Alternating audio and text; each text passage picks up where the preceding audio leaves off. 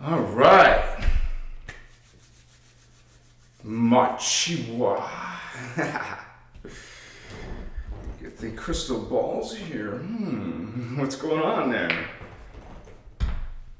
Let's get this shining light.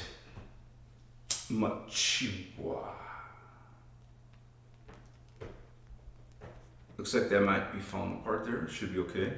Gotta pay attention to that one. Looks like it started to drip. Welcome everybody. Thank you for coming here tonight with me, with us, preparing this dialogue. It's going into the red. Test, test, test. Bringing this community together in this sacred space, holding this space together. All of you angelic humans, Indigo Children, tonight's topic, starseeds, Azurites, Oraphim, Guardian Alliance, the Interdimensional Association of Free Worlds, the Kirashe, Kundare, the Unisai. Blessings to all those powerful, benevolent, omni-loving, high-frequency, conscious beings and councils and guardians. Some of us, some of you out there, brothers and sisters, are part of this light. Christic light. Thank you all for being here on this powerful frequency and topic about the famous indigo people. Can you think of any? I want to say at the beginning here that I haven't heard a lot of examples that Ashiana Speaker 1 mentioned, but my girlfriend Twin Flame, she reminded me that in one of her videos she mentions Jeffrey Dahmer. So I'm not going to list all of them this moment, but I can say Jeffrey Dahmer is one of them, which is, remember you guys, there's 3 types of indigo children. Indigo adults, whatever, consciousness. Indigo Type-1s, Indigo Type-2s, and the ones like Jeffrey Dahmer, Indigos Type-3s. I don't mean all Type-3s are like a serial killer. What I'm saying is, we'll explain more about what is an indigo and how an indigo can be entangled into the dark side. And so it is a very complex topic, but we're going to break it down here on Christos Avatar. I have several videos already about Indigo Children. So if you like tonight's live, just search on my channel, not the main YouTube channel, but Christos Avatar search bar, and find my other videos on indigos. Just put indigo or indigo child, indigo children. And so a lot of you identify as an indigo child. Your brother Enhazi, myself, that was one of my first realizations when I started learning the Emerald Order Freedom teachings. And these teachings aren't just these books by the translator, Speaker 1, Ashiana Dean. They go into workshop videos, and she also made an entire Indigo Children workshop video. It is called Architects of Light. So you can just put Ashiana Dean, Architects of Light, and you will find that workshop all about Indigo Children, the master talking about it. So that's what tonight's video inspiration is. So when I list these indigos, they're speculations. It's guessing, but it's a very educated guess because we know the characteristics of indigo type 1s, type 2s, and type 3s. And realize that on this channel, we talk a lot about spiritual awakening, spiritual ascension, and that's exactly why indigos incarnate here. They go through the incarnation, soul integration process, just like humans do, but they're coming from SG6, all, and I do mean all indigos, including Jeshua, That's another Indigo Children that's mentioned straight up in these books. Okay? Besides even John the Baptist and Indigo Child, all of those Essenes, the Essene family of consciousness, it's an indigo line. There's several indigo lines, like the one that the you would say Incans of Machu Picchu. That's an indigo family line. The Essenes that Jeshua was part of, and his half sister Miriam, Ashiana, incarnation, were indigos, a family lineage. There was another family lineage that was in a few hundred years ago in France. They were called the Cathari. They were wiped out by the Illuminati. And so you better believe that indigos are under attack at birth. Okay, now we talked about how there's different types of beings on planet Earth. Not just humans, but half humans and half extraterrestrial.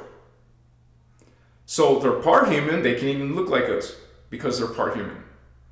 You know, they're created to look like humans. So why? So they can blend in with humans and you don't really notice them. So there is humans mostly, and that is mostly the B positive. You know, these are different positive bloodlines, and then there's the Rh negative bloodlines. And those are the minority, the small portions of the global population that have O negative, A negative, B negative. For example, I'm making examples. And so, just this weekend, oh my gosh, this is so incredible. Just this weekend, my daughter confirmed that she's O negative, and she was like crazy. She was like, she was talking crazy, like saying, do you know you're, asking her dad, are you O negative? Do you know? And I told her, grandma's O negative. Interesting information. I have a kit, a blood kit to check my blood type. I haven't done it yet. So a thought just suddenly rushed into my head. I will do the test, the blood test, when my indigo twin flame is here. What do you think, baby? What's up? I'll order one for you if you don't know. She probably already knows her blood type. I'm just saying this very intriguing. But what I'm saying is why I mentioned blood types is because they're checking indigos at your birth. Not just indigos, all babies. They take your blood, and what do they do with it? Well, the mainstream explanation is, to check that there's any disease issues, or the baby, what diseases. Sure, it can be used for that, but it's also used to target indigo children. They don't want no 3D human blood, consciousness, beings, children. They want starseed and indigo children bloodlines. And also, I wanted to say that some of these examples could just be star seeds. Now, when you are familiar with these teachings, you will learn that indigos have been coming in for 200 years. Okay? I will even show the dates on the screen that the MCEO, Melchizedek Cloister Emerald Order teachings, shared this information with us in the Architects of Light PDF. Now, I'll have one of my moderators put that on the screen. If you guys don't know it, I'll share it too in a bit. So you guys can reference this information yourself and study it in detail. Because there's no way I could fit all the information in 2 hours. So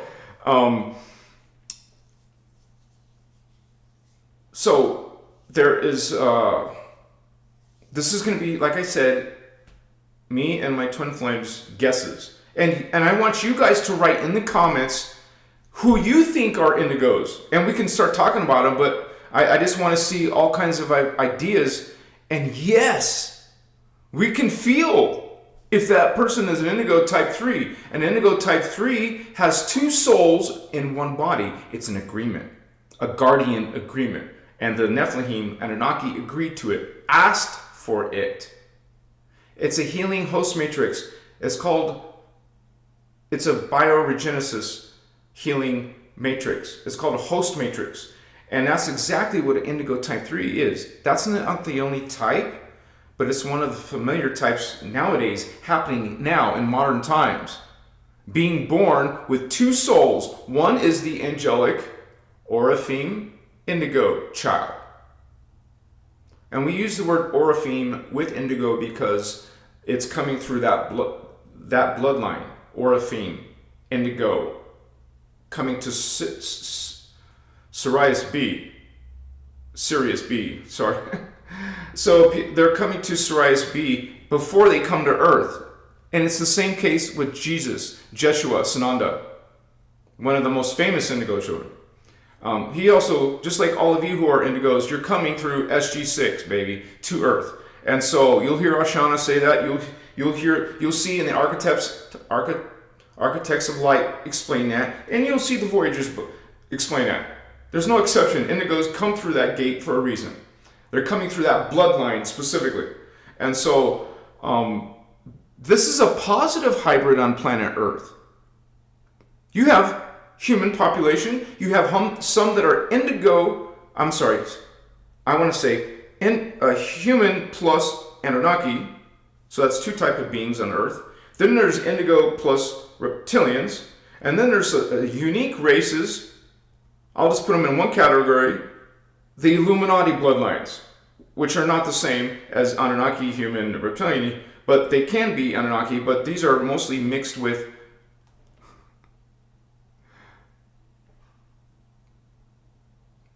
coming out of the Neanderthal. So it's not the same as these hybrids. So there's a unique ones, and there's many different hybrid Illuminati bloodlines, not just the ones from Europe. Okay, and so anyways, I mentioned this before. There's probably more than 50 Illuminati bloodlines, different ones. Not all Rothschild, not all whatever. Okay, so there's many bloodlines, and so that's a whole nother video. But that's what's on Earth, man. And I said there's 4 examples, and one type of human is the Indigo hybrid beings. So several of them are negative. There's one guardian one, but that is also the starseed races. The Hebrew starseeds and some of the Melchizedek starseeds are mixed in the population. And like I said, the Indigos have been coming for a couple hundred years, but these starseeds have been coming since 800,000 years ago. So some of these, and okay, think about this, you guys. Let's check on chat, it's all going. Think about the brilliant people throughout history. You see what I'm saying? You have some that are, most humans are just ordinary consciousness. This is no competition. This is no comparison. We're talking about frequency. We're talking about energy. We're talking about a consciousness. At the end of the day, law of one, all are equal. But in the human war, we talk about the different beings because this is a drama playing out now. And so think about the most brilliant people. Most likely, those brilliant, famous people are Indigos. One of the 3 types of Indigos. Type 1 being the highest level, like Jeshua, Sananda, Melchizedek, aka Jesus. High-level guardians like Ashyanuddin. Some of you have realized yourself as an Indigo 1. I myself has realized that. I've seen that. I've seen my avatar, Christos. I've seen my Azurite self. I've seen my Ayani, Ascended Master self. So, and Indigo Type 2s. Well, Indigo Type 1s are mostly doing grid work with the energies of Earth. Tesla. Okay, so Indigo Type 2s are more just brilliant awakening beings who want to help other people awaken, whether that's in social media, whether that's a singer, whether that's a scientist or whatever, a brilliant, out-of-the-box thinker. These are either Indigo children or starseeds. And remember, this is speculation. The only one that so far that we know for sure that Ashana Dean, which is the Guardian information, the Guardians have let us know that Jeffrey Dahmer was an Indigo Type 3. The ones that have two souls in one body. This is why you can have angelic thoughts and dark, twisted thoughts in that lifetime. You're going to be battling that. So you will find out some of the famous rappers and singers have this consciousness, do they not? So you may not agree with everything that me and my girlfriend have chosen, but this is why I'm asking you guys to please put who you think. And maybe before I start talking about them, you will have guessed one of the ones that we're guessing. So much respect to the Indigos out there. And it doesn't mean all Indigos have to be famous. There's quite many brilliant people. And we know from Voyagers 2 that a lot of them were born at the millennia. 2000. My daughter is a millennia child. Born in 2000. Some of you have these teenagers who are brilliant, but can be very dark. As you can see, Jeffrey Dahmer was very dark. You will even hear Ashana say in Architects of Light that some of these Indigos have done the schoolyard slaying of their other kids. They can become murderers. These are powerful beings that can be switched over into the dark side. Because remember, you have two souls. Well, maybe the dark side is overcoming the light side, which can happen. Especially, it's all about your how you're raised. How are your parents like? How was your teacher or boss like? How was your relationships like? As a matter of fact, you'll hear Ashana talk about, and the Guardian teachings talk about how these are the Indigos that get into drugs. They're the ones that have problems like ADD or ADHD. Now, once again, I'm not telling you all kids who have these issues doesn't mean they're automatically an Indigo Type 3. So we have to use some common sense, we have to use some logic, and we have to see what the Guardians say about these teachings. But most of the time, you guys are going to be accurate in saying, that's an Indigo child. My niece is an Indigo child. My daughter is an Indigo child. Some of you will resonate with that, and you will see it. You might see some paranormal things or supernatural things around this child of yours, even while it's still in the pregnant mother. It is sometimes just undeniable. But when most of the world has no idea what is an Indigo child, it's just a hippie idea or new age idea. It's a real thing, you guys. And we go into great detail here on this channel, and so do these teachings. So if you really think you are one, you found your family. You found this Guardian Alliance. You found the Guardians who are bringing in this knowledge and information and forbidden history. Thank you guys for being with us tonight.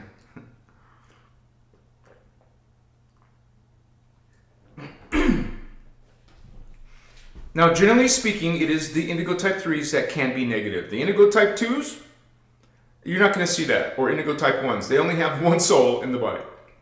They have a different service, while the Indigo 3s are performing the Indigo Type 3 contract. Machiwa. Say hello to everybody in chat.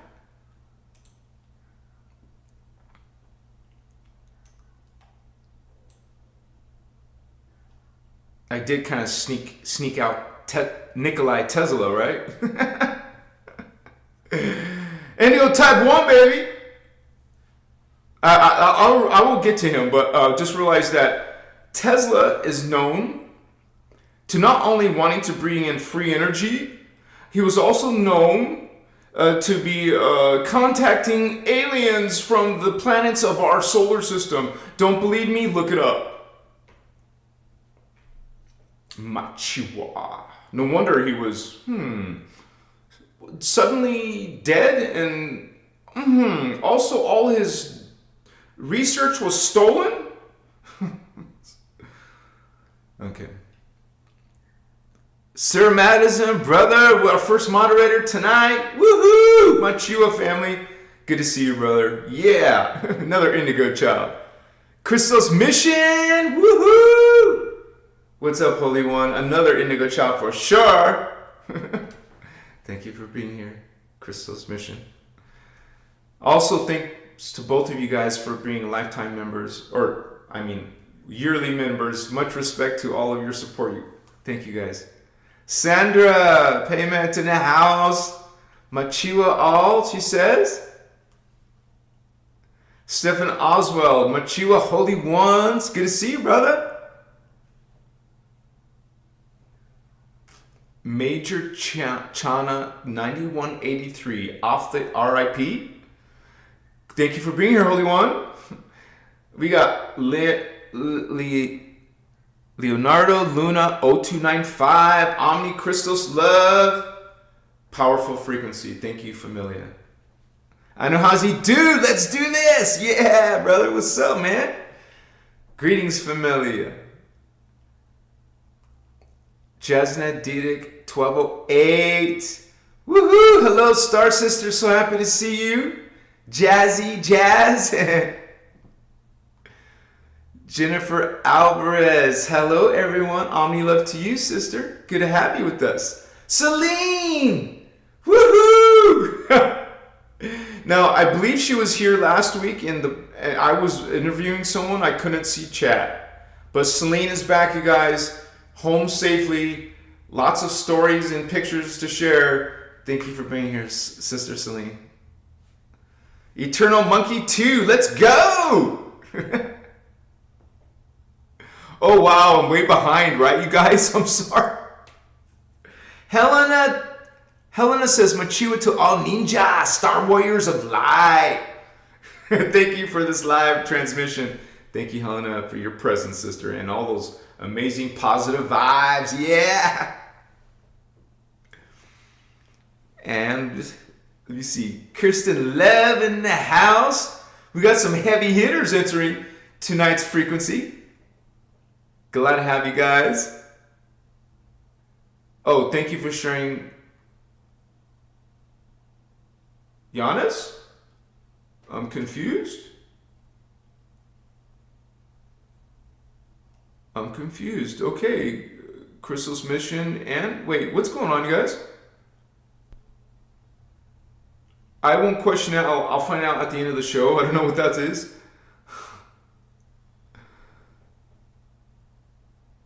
Major Chana. I had teacher was obsessed with her. I told her about my dad family and all the sabotage, and she favored me so hard, told me all about Diana. I missed part of your story. I guess you guys are having a convoy there.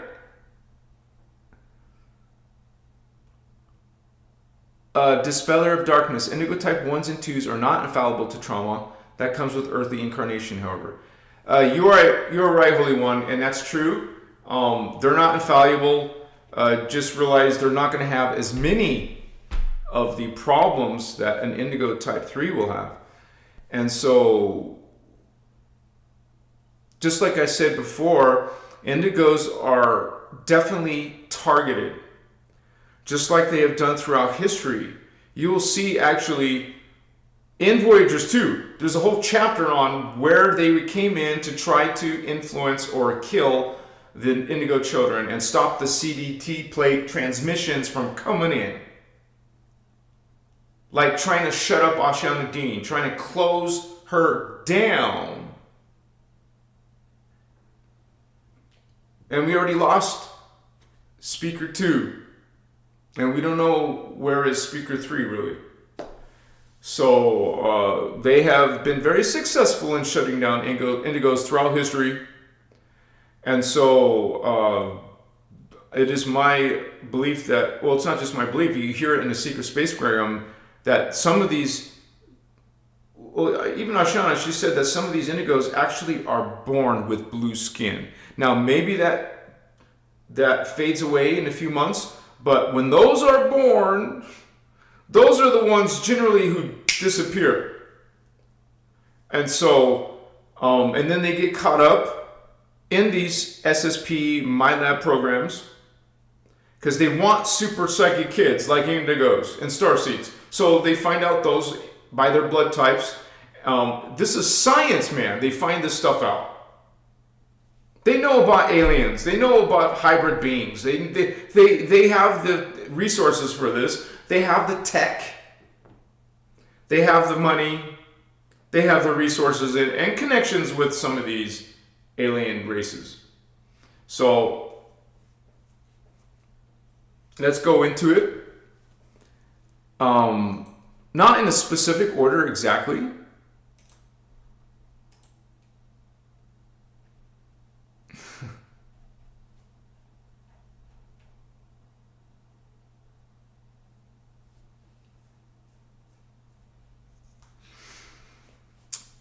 Okay, so we're going to talk about the Indigo Type-3s first. Now remember, let's just go over that real quick. In the Architects of Light Indigo Children PDF on the screen. So, do I have that open? Yes, I have it open. Let me go to share that on the screen right now, you guys.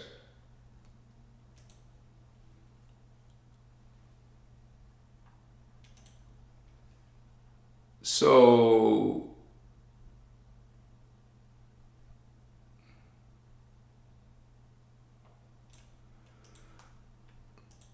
I'm sorry my PDF is all marked up with highlight, but I'm sorry about that, but you can still see the information. Types of indigo and purpose. If I can get this to zoom in for you.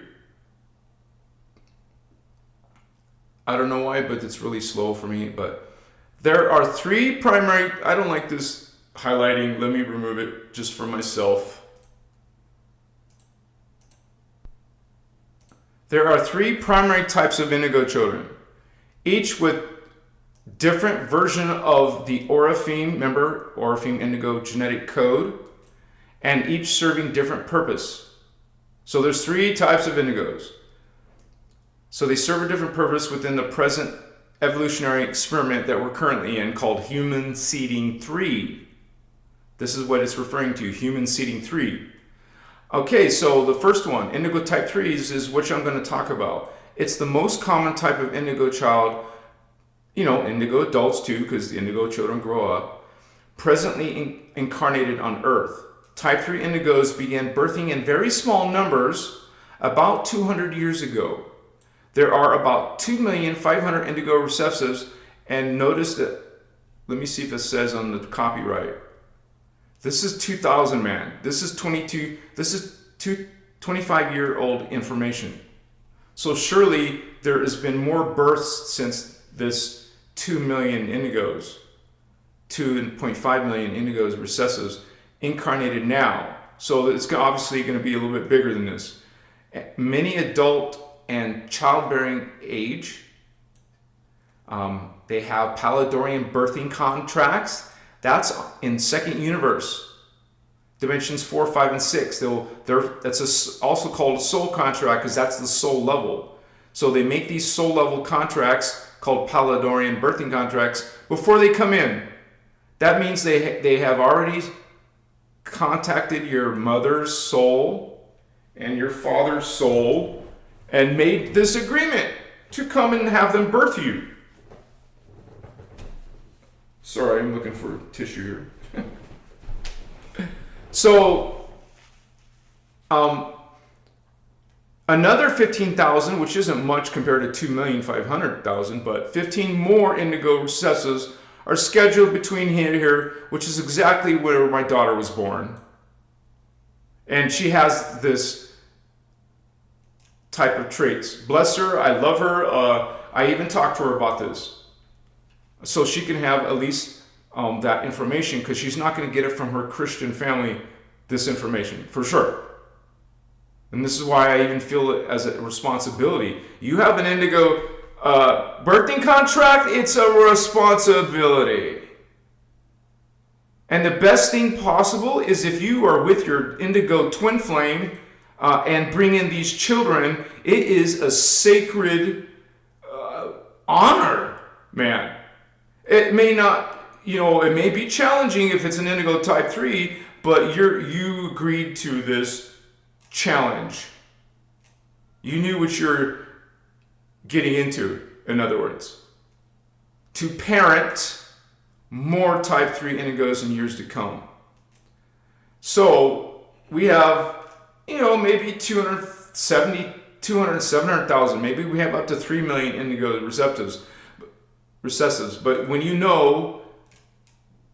there's 8 billion plus people, this is tiny, tiny, tiny number. It's less than 1/10 of 1%. Because 10 million would be 1/10 of 1%.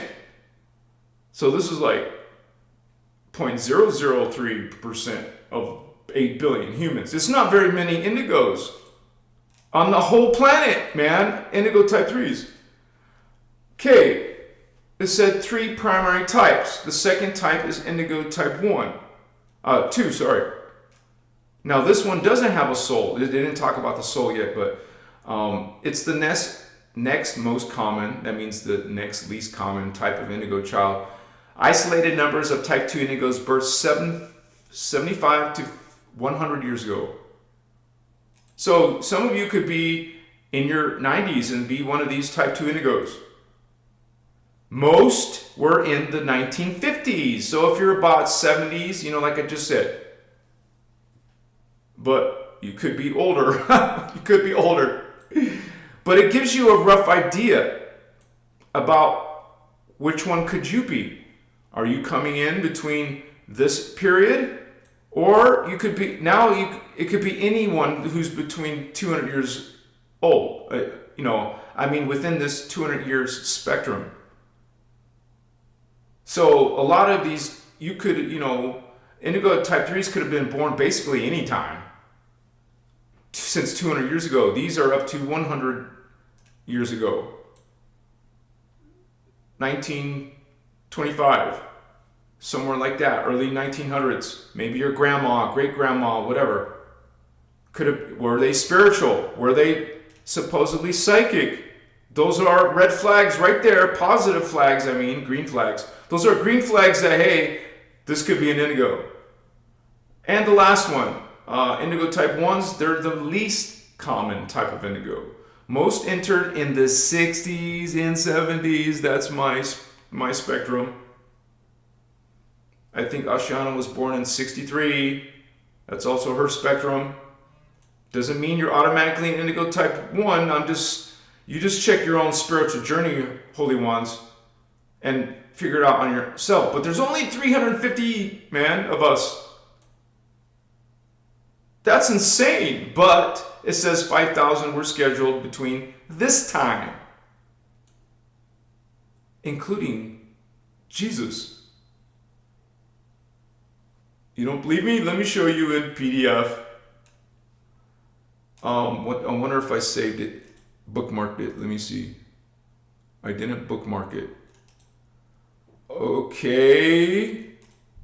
I don't know how to say his name and his current name. Oh, they were called the Silent Avatar. So put Silent Avatar. I'm looking for the chart. I'll find the chart. It's called the 6 Silent Avatar chart.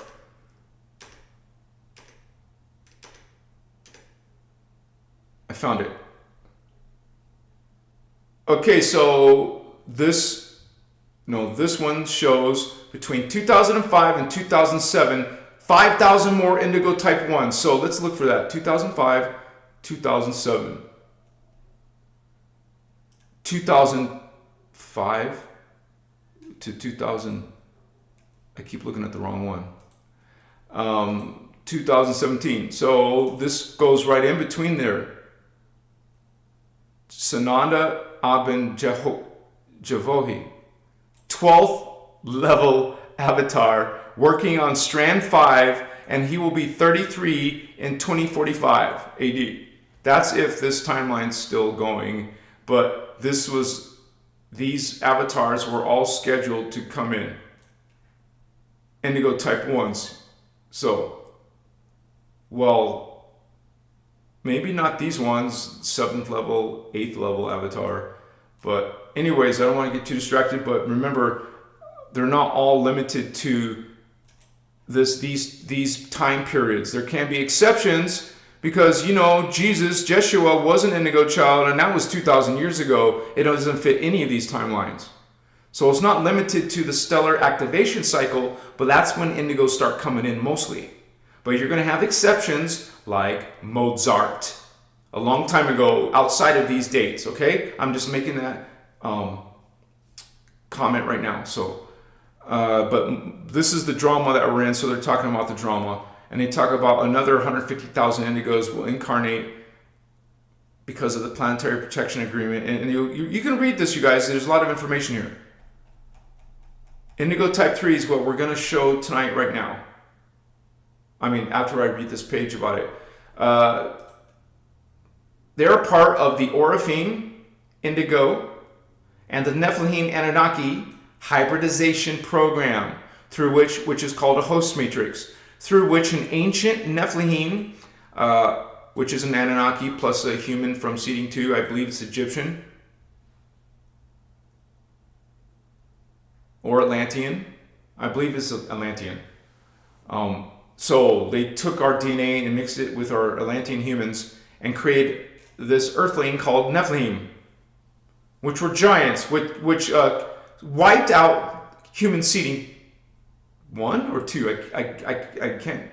I think it was 1 because I think the reptilians were in human seeding too. So that's what this whole agreement is. You're getting one of these souls, the ones who murdered us, and trying to help them get their 12 strand. It's an agreement.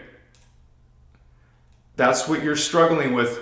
You have a freaking demonic Nephilim soul inside you, but you're paired with an Orifim Nephilim, you know, that's trying to assist you in, you know, rehabilitation of your soul and your thinking and your energy. You mix a 24 strand potential soul with an 11 strand soul. This is the one that has the highest frequency, trying to help this being get its 12 strand. That's your service as an indigo child. You got to put up with hell sometimes in your life, you know, angelic thoughts, satanic thoughts, you know, Jeffrey Dahmer type of thoughts. Okay, you could be dark and twisted or angelic. It just depends on your raising and how this pairing is doing. Like I said, the Orifim has 24 strands, and the Nephilim has 11 strands. There's literal 2 souls, 2 different avatars in one body. Okay, an Orifim overseeing the Nephilim. And so you have the extremes in polarity, Holy Ones. Much respect to your mission, but it's going to be not fun all the time. Like an angel and a devil in one body. Oh, and you have emotional bonding issues. You're highly gifted and you're intelligent. You know, all of these indigos are some form of brilliance. These ones, though, Indigo Type 3s, are mathematically inclined. They're athletic, have difficulty with emotional bonding issues. They are unique in the incarnation, as the incarnation involves more than one family line of consciousness. We already explained that.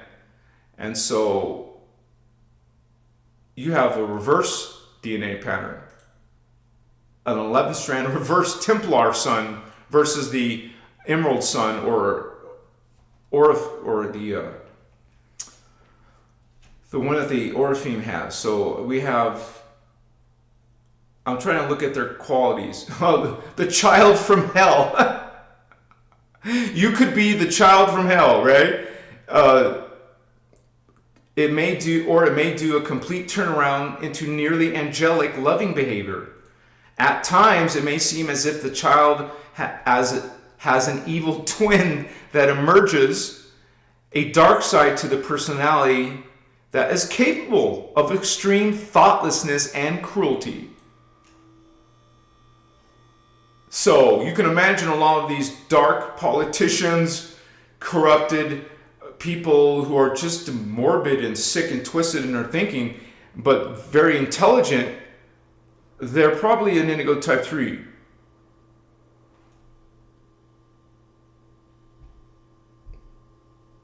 So let's look at some of these. Okay. Robin Williams, our first guess as being an Indigo Type 3. What about his life? What is he like? Robin Williams, who's an actor, a comedian. Extreme emotional empathy. Plus emotional instability, right? Look at Robin's life. Look at the end of his life. Classic Type 3 polarity swing. Brilliant, improvisational intelligence. Genius level mental fluidity. Robin Williams, a public joy versus his, private suffering. Internal, two avatar conflict going on inside of him. I mean, you guys saw how brilliant he is with his, kind of like Jim Carrey. He had this very, very exotic type of characterization, emotional reflection.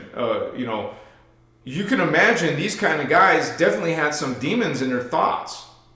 You in order to do some of the things that these guys have done, like Robin Williams, if you haven't, he's kind of an older generation, so look at some of his videos or look at some video shorts about him. You'll see how he acts, how he speaks, how he does characters, like in Peter Pan. So, sensitivity to global suffering. That's what Robin Williams expressed in his time as an actor. Deep desire to uplift humanity. He wanted to make people laugh and be in a positive energy, right? A Type 3 signature, masking inner chaos, with humor and service. And you guys can please write comments about Robin Williams. He's definitely someone that made an impression on me as I was growing up. I saw a lot of his movies. And so when you think about actors in general, or even just comedians, right? Robin Williams stands out. He's not the ordinary type of actor or person or soul. And so this is why I believe he's one of these people that are considered an Indigo Type 3. So, and you guys can disagree or agree. Write it in the comments. We love to hear that feedback. And also don't forget to put some of the people that we don't list tonight in the comments. Because obviously I didn't get them all, right? Okay, the next Indigo Type 3 that I'm guessing, assuming, that fits the Guardian description of Indigo types, the extreme polarity, Whitney Houston. Okay? This is extraordinary natural talent. And you guys will find most Indigos have this skill in some type of creative frequency. Music, singing, dancing, creating poetry. Someone who's just very expressive or into the arts, very good at one of these talents. And so you will find movie stars, actors, singers, dancers, scientists even, something where you have to use a creative mind. You really rely on your imagination, and you definitely stand out as most likely as different. And you guys know Whitney Houston was definitely in another category as a singer, and her vocal range, and she's been called the Queen of Pop, which I'm sure Beyonce doesn't like, but this is someone who definitely stands out among a lot of singers. And you will know that Whitney Houston, love her or hate her, she has won many, many awards, and anybody can check that. Severe polarity between purity, innocence, and industry corruption. And we all saw that as her life went into this you know, she skyrocketed, man. And so many people, like I watch, you know, America's Got Talent, AGT. It always makes me cry. I don't know why, man. I'm very sensitive. I'm tuned into my divine feminine.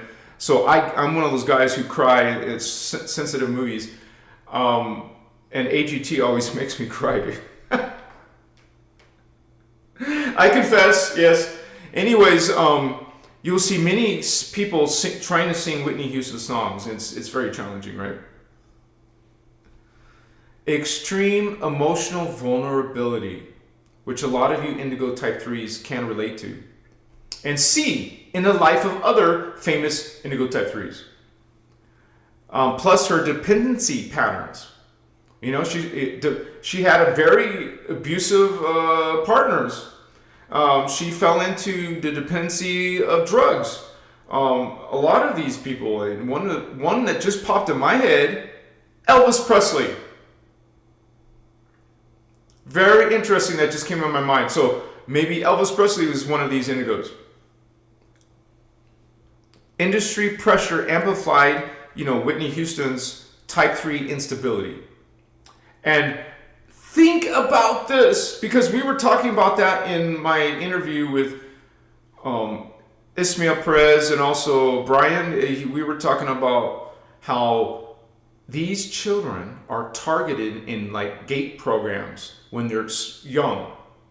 They're not the teachers. They're not, you know, they're not directly coming from the school. These are some type of groups coming in, selecting children.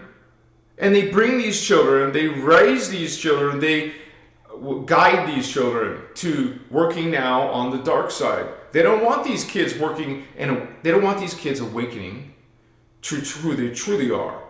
And if they can't control them, they're going to make sure somehow, some way, there's drama in their life, there's drugs in their life, there's abuse and trauma in their life. They will bring it to their life.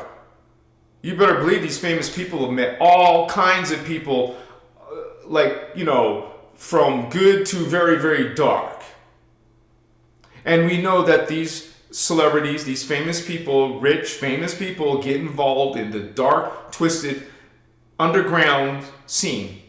Like we all saw, we all witnessed in P. Diddy, but a lot of us knew before P. Diddy, the secret space program, or what they do in my labs, how they take kids, how they boost the psychic powers, and how that's all involved with extraterrestrial beings and traveling through time, and some people just can't handle that information. But many of you do, and understand, and realize, what's up? And also Whitney Houston had a deep spiritual longing, often expressed through her music. And so, I myself love several of Whitney Houston's songs, man. You can just feel that power. You can feel her indigo power. And she definitely struggled with it, right? Here's another one. Another Indigo Type 3. Kurt Cobain. Indigo Type 3 hallmark. Brilliant mind, but severe inner fragmentation. And I'm sorry, you guys, I should have like created pictures. Now, let me try to set that up so we can see that, because not everyone knows all these people. So let me go to OBS. Let me check on chat. Looks like we're still okay. And I have to go to my OBS and share display capture? Window capture, maybe that's it. Google. The one that has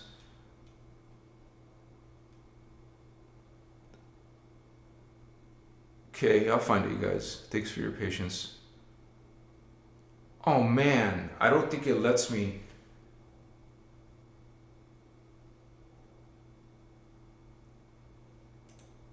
Runway AI, so I have to change. I would have to close OBS and reopen it. That would cancel the live. So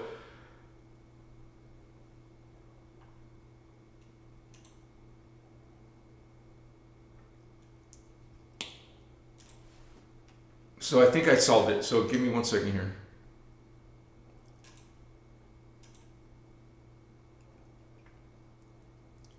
I'm gonna try. Is this correct? Hello? Can you display? I don't know. What's up?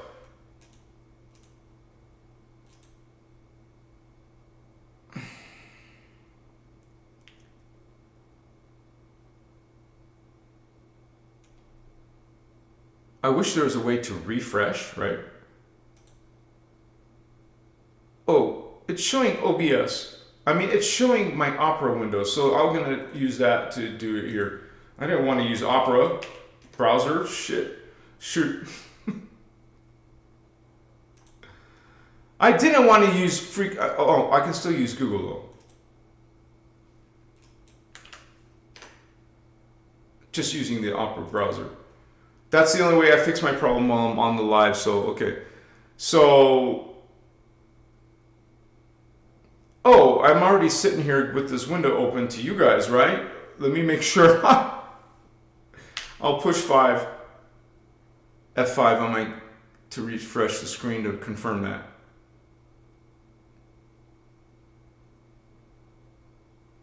Okay, so Kurt Cobain, and you guys can look up more information about his personal life and what have you. And so I'm glad I got that up, but, you know, he's been rejected, you know, societal norms, anti-establishment, you know, tendencies. You know, some of these, most indigos are rebels. They don't like the establishment. They see through the mainstream. They see through the bullshit. And so Kurt Cobain was one of those ones who were doing that. Highly empathic, but with severe overstimulation from fame. I mean, fame can do that to anybody, really, not just indigos, right? But, you know, he had addiction as coping, his coping mechanism for emotional polarity. You know, that was one of the things we talk about, that issue that these indigos have with their emotions. He was a musical genius that shifted global culture, right? So that's one of those angel-devil type of simulations going on in his life journey. And so now here's another one of the Indigo Type 3s. Let me put her name in the search. Amy Winehouse. And you could even tell by looking at some of their expressions of their body, their style, or maybe their body language.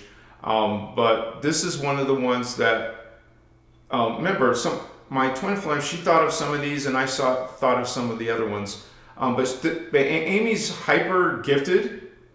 She's definitely what you would call an intuitive musician, and with deep emotional range. You can feel it when you listen to her. And she has definitely some strong trauma signatures. You know, some of these musicians or artists, they write about it or you hear about it. She had, you know, early life wounds, which activated, you know, her type 3 distortions.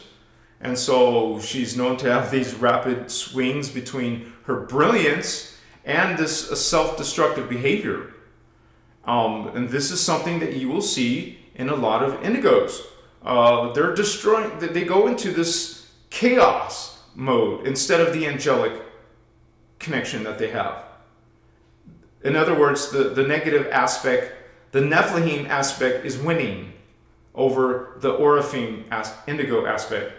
So this is where some of you probably seen this in your own life if you resonate with being an Indigo Type 3. You've seen your life go up and down between your brilliance and, you know, some of your creativity, and then you start feeling this oppression or dark side come out, this twisted part of yourself come out. So this is something that people deal with whether you're famous or not. Okay? So she had extreme sensitivity to the environment, plus predation, or, you know, like predators. You know, so you get into this type of, you would say, work. You're going to have powerful people trying to mess with you or use you as a tool or get you to, as an artist, to express their agendas. And we know that she died young under Indigo Type 3 overload. And so, unfortunately, some of our favorite artists you'll see them rise, like Whitney Houston, rise and rise and rise, rising stars, and then they start to go into falling.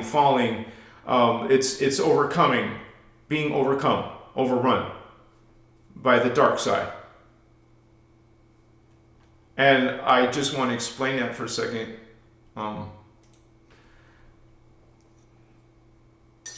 Not only are they getting influenced by dark side people, groups, organizations, but they have that dark side within them. That dark side maybe resonates with those dark lifestyles, resonates with drugs, resonates with just getting involved in dark occult beliefs and practices. Okay? Now, this is something that I expose and talk a lot about on my channel. I talk about the distortions in New Age and all the things that they're practicing. Is being guided by the hand of Anunnaki Luciferians. Okay? These Anunnaki, reptilians, all these, necromatons, these Luciferian Pleiadians, not all of them are dark, I'm talking about the ones from Nibiru, Inky Anunnaki, Marduk Anunnaki, Enlil Anunnaki.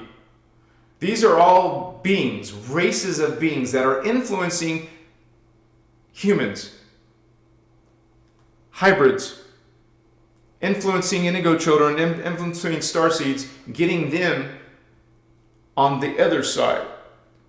Part of them agrees with it. The Orifeme indigo doesn't, but part of this is why they can become dark. This is why they can become Jeffrey Dahmers. So, and it's sad because you see, like I can tell you from my own personal journey as a father of an Indigo Type 3.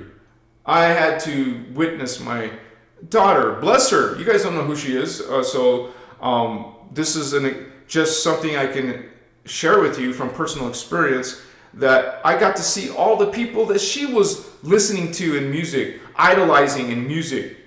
All these people, I'm not saying tattoos are bad, but demonic Luciferian tattoos, evil presentation, in their makeup, in how they dress on stage, how they look like demons, dress like demons, act like demons, have demonic lyrics. What are you going to do? When these teenagers grow up to be adults, they're wearing all black, going to these lifestyles and then they find boyfriends and girlfriends that match them exactly, people they find in Snapchat,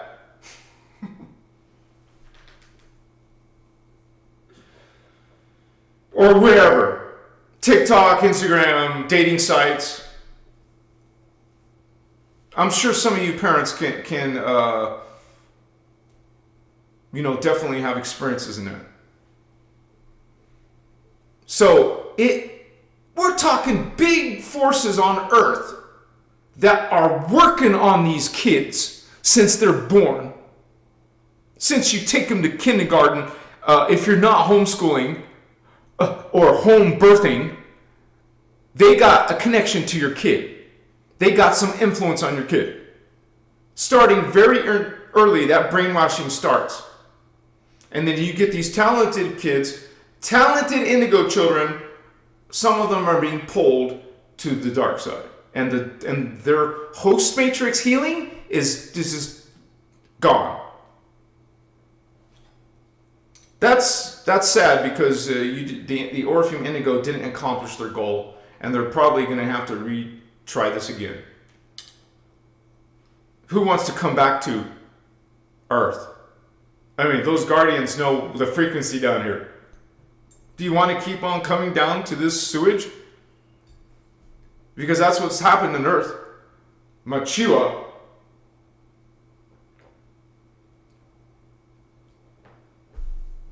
And you're going to get other spiritual brothers and sisters saying we're all ascending. We're not. We can lovingly disagree. So, just checking on chat.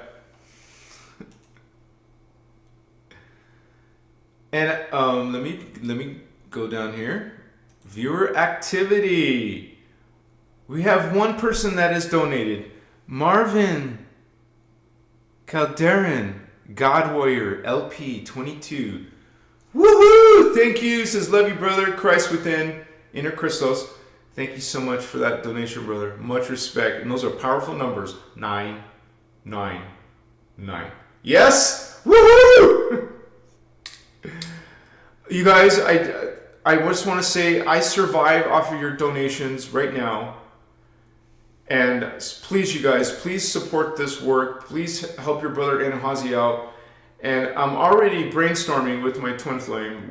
I'm going to be doing less lives because of this. I cannot survive without your help. So I'm going to be probably doing half the lives and working on creating a product line until that can support me. And then I'll bring back my lives back to normal. But until then, you guys, I'm still relying on your support and your help. If you want me to keep doing this twice a week, I'm just being very transparent and honest with you. I'm being truthful for you. I need your support in order for me to keep on doing this full time. So thank you so much to our brothers and sisters who are supporting this work. Much respect. So we have, go back to the display capture, right? Window capture. Yeah. So that was weird. I don't know what the hell that noise was. It sounded like it came from my freezer.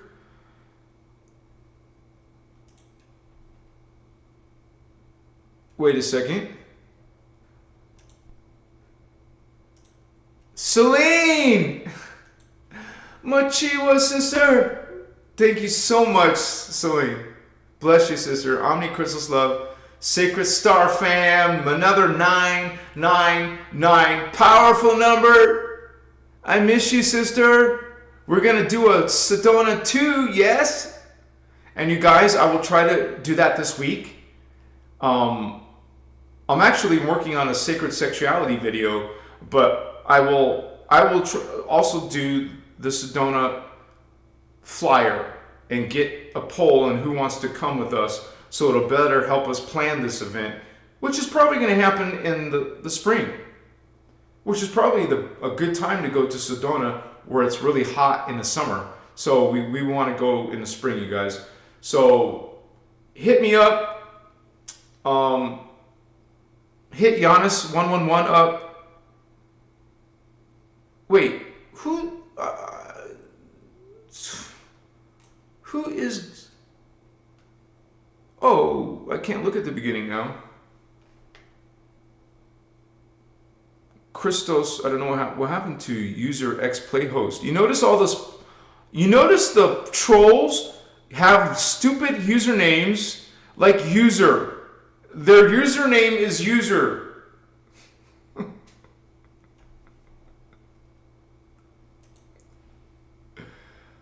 Okay.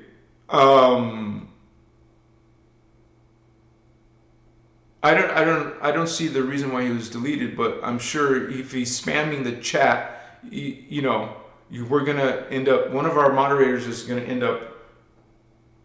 So let me put him in timeout so he doesn't cause more problems. Oh, unhide user, he's already hidden. Put user in timeout. How can a hidden user, YouTube, how can a hidden user still be writing comments? Inquiring minds want to know. What the F, YouTube? Right? Right, you guys?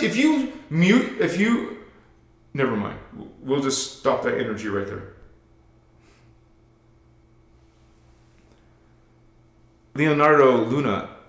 If an Indigo Type 3 awakens, and what happens to the Nephilim soul essence? Good question.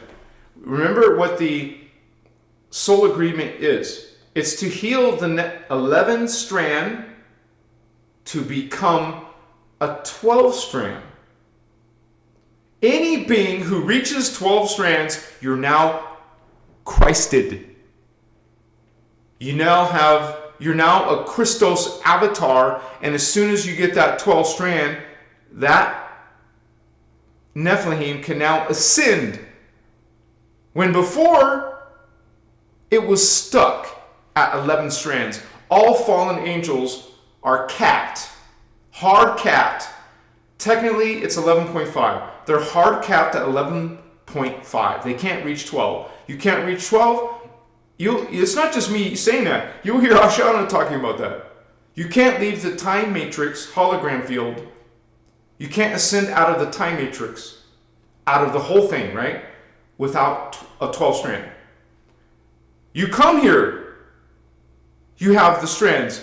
Your avatar has the strands, but it downsteps itself into the 11th dimension, 10, 9, 8 dimension, 7, 6, 5, 4, 3, 2, 1. It puts its consciousness in all these levels of itself.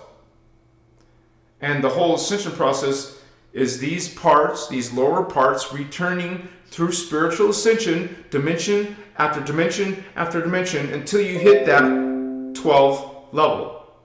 But let me mute my PC.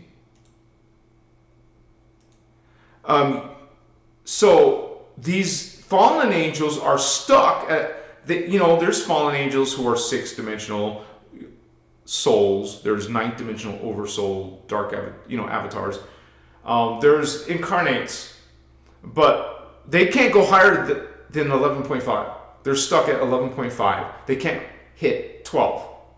So to answer your question, there's if it's successful, host matrix, at the end of the life, the body dies, but the Nephilim returns. It has a 12 strand. Now it can ascend and leave the time matrix. That's why he wanted to get the F out of here. And he was stuck before, he, she, whatever. It was stuck. But now with the help of the Nephilim, that angel and devil life that you lived, it got healed and it awakened and it transmuted the dark side. Now it's ascending. You see how it's a sacred service, you guys. It's a sacred service to do this host matrix.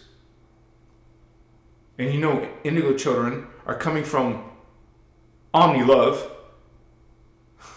How that they're doing service. They're doing a great service for these Nephilim, Luciferian Anunnaki, the ones who are successful.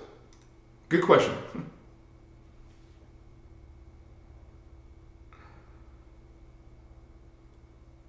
What?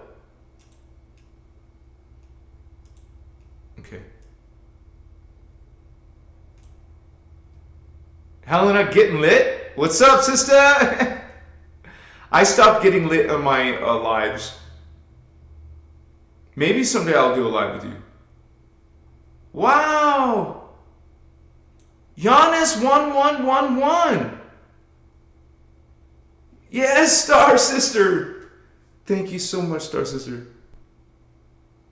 Much respect to you, Giannis. I like your little animation there. Thank you so much. And you're a yearly member. You supported this work for over a year. You're now part of the tribe here as a moderator. You went to Sedona with us. Thank you so much, Giannis. Bless you, sister. Anuhazi, dude! Woohoo! We are Christ Star. You said it, brother. Brother in Christ. What's up, man? Thank you so much for that 999. Ellington, brother. Ellington 369. Dropping serious knowledge tonight. Machiwa. Thank you, Anuhazi. Much love. That you guys, it's so good to have that feedback. Thank you so much, brother. Because sometimes people are not so nice. So when a group of indigos and starseeds come together, you see that beautiful, you would say, exchange of energy, like-mindedness. Thank you for that, Holy One. Thank you Thank you for being here too, Ellington. Woohoo! Thanks, you guys. So let's continue, right? Let me go back to sharing the window. Yeah? What? What's up? I think I know what's going on. I'm stuck on that other browser. We're not using that other browser.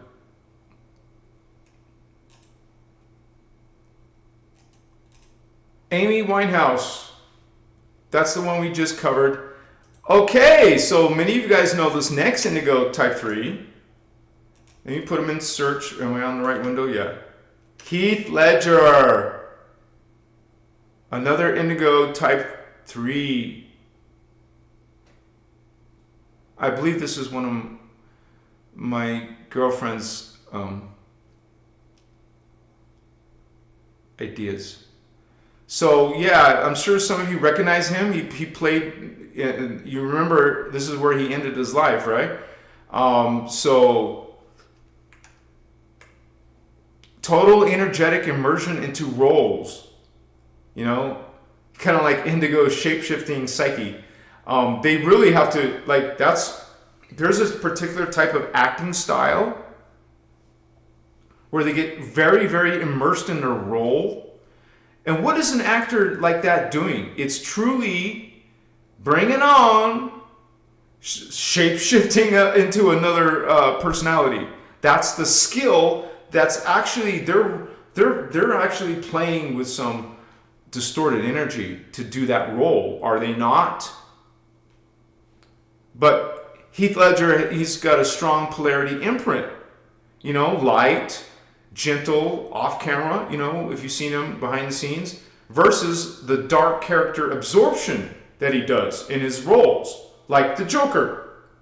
And I don't know, let me just go off the camera for a second. One of my favorite movies that I saw with Heath Ledger was when he was in that movie with Mel Gibson in The Patriot. A sweet boy. Now he's had to deal with war and death. And that's in his early career. But then he goes into these serious roles, just like many actors have done. Like we mentioned earlier, Robin Williams goes through these, you're taking on, you know, it's almost like you are invocating these dark energies, this dark role, and you have to act it, you have to speak it, you have to be this role, this dark being, a demonic being, a crazy, mental, crazy being, you know, like the Joker.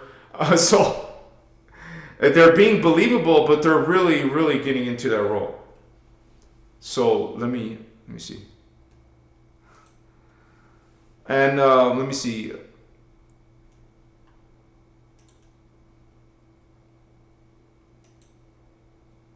So Heath Ledger definitely, he had this overloaded nervous system from holding incompatible frequencies. Think about that. You're an indigo, you're bringing in these frequencies that you don't resonate with, but it's part of your career, it's part of your acting. I mean, he was definitely highly intelligent. You know, to be an actor, you also got to be very introspective and definitely spiritually curious. Even if you don't know all of these actors or famous people's belief system, they definitely are spiritually curious, and like a lot of people are agnostic or just atheists or don't believe in anything, but a lot of these indigos are going to believe in some higher forces. And so we all know about Heath Ledger and his Joker role, which likely triggered his Type 3 indigo collapse, which is, man, you guys know, let me take this off for a minute. You guys know that Heath Ledger was definitely a rising, he would be one of those super Hollywood stars. You know, he was already one, yes, of course. I mean, he would have been known as a great actor. He was, an even greater legendary actor.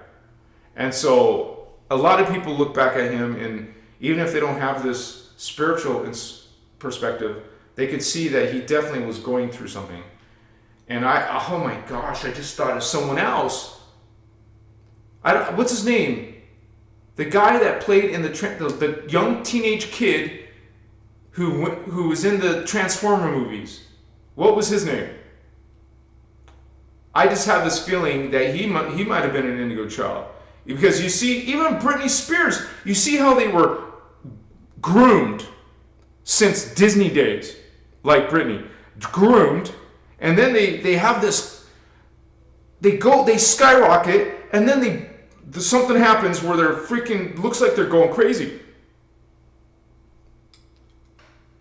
hallmarks of an Indigo Type 3. It doesn't mean all of them are, but we can have pretty good guesses, right? Especially when most of these brilliant humans are rising to the highest echelons in their field, whether it's an actress, a singer, or some scientist. So,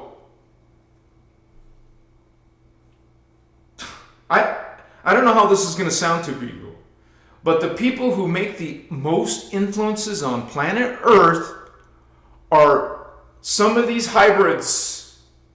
Whether it's the negative Anunnaki hybrids, they have more DNA than a regular human.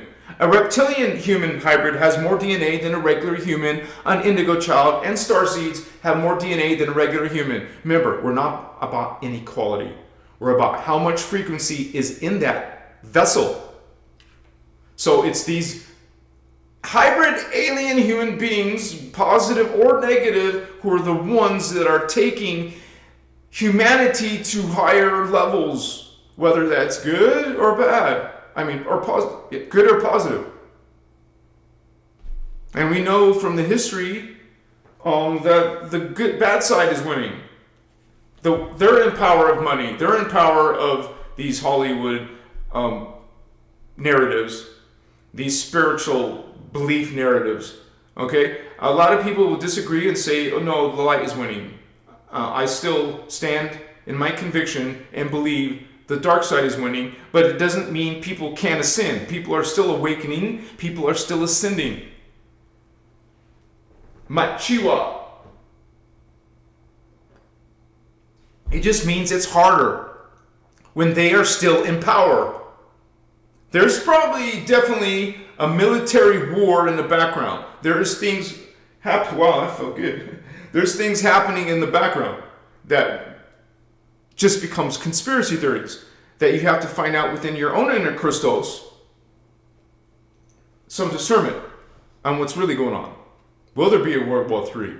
Will there be I don't believe, though, however, I do not believe there's going to be some end of the world. I think that is BS. There's no such thing as end of the world.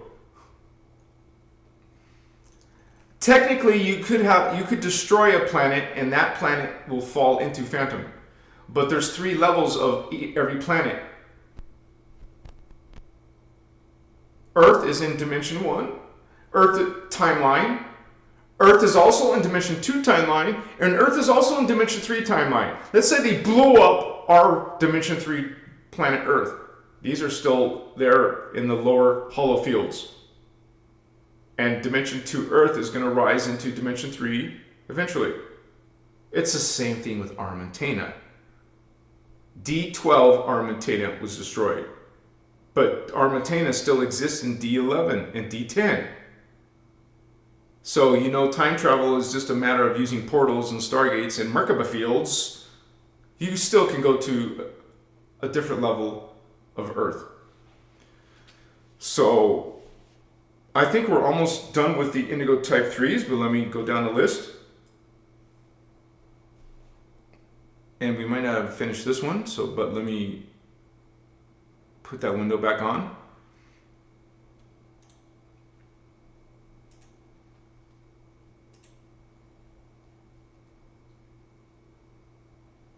And so I'm going to put the next person in the browser.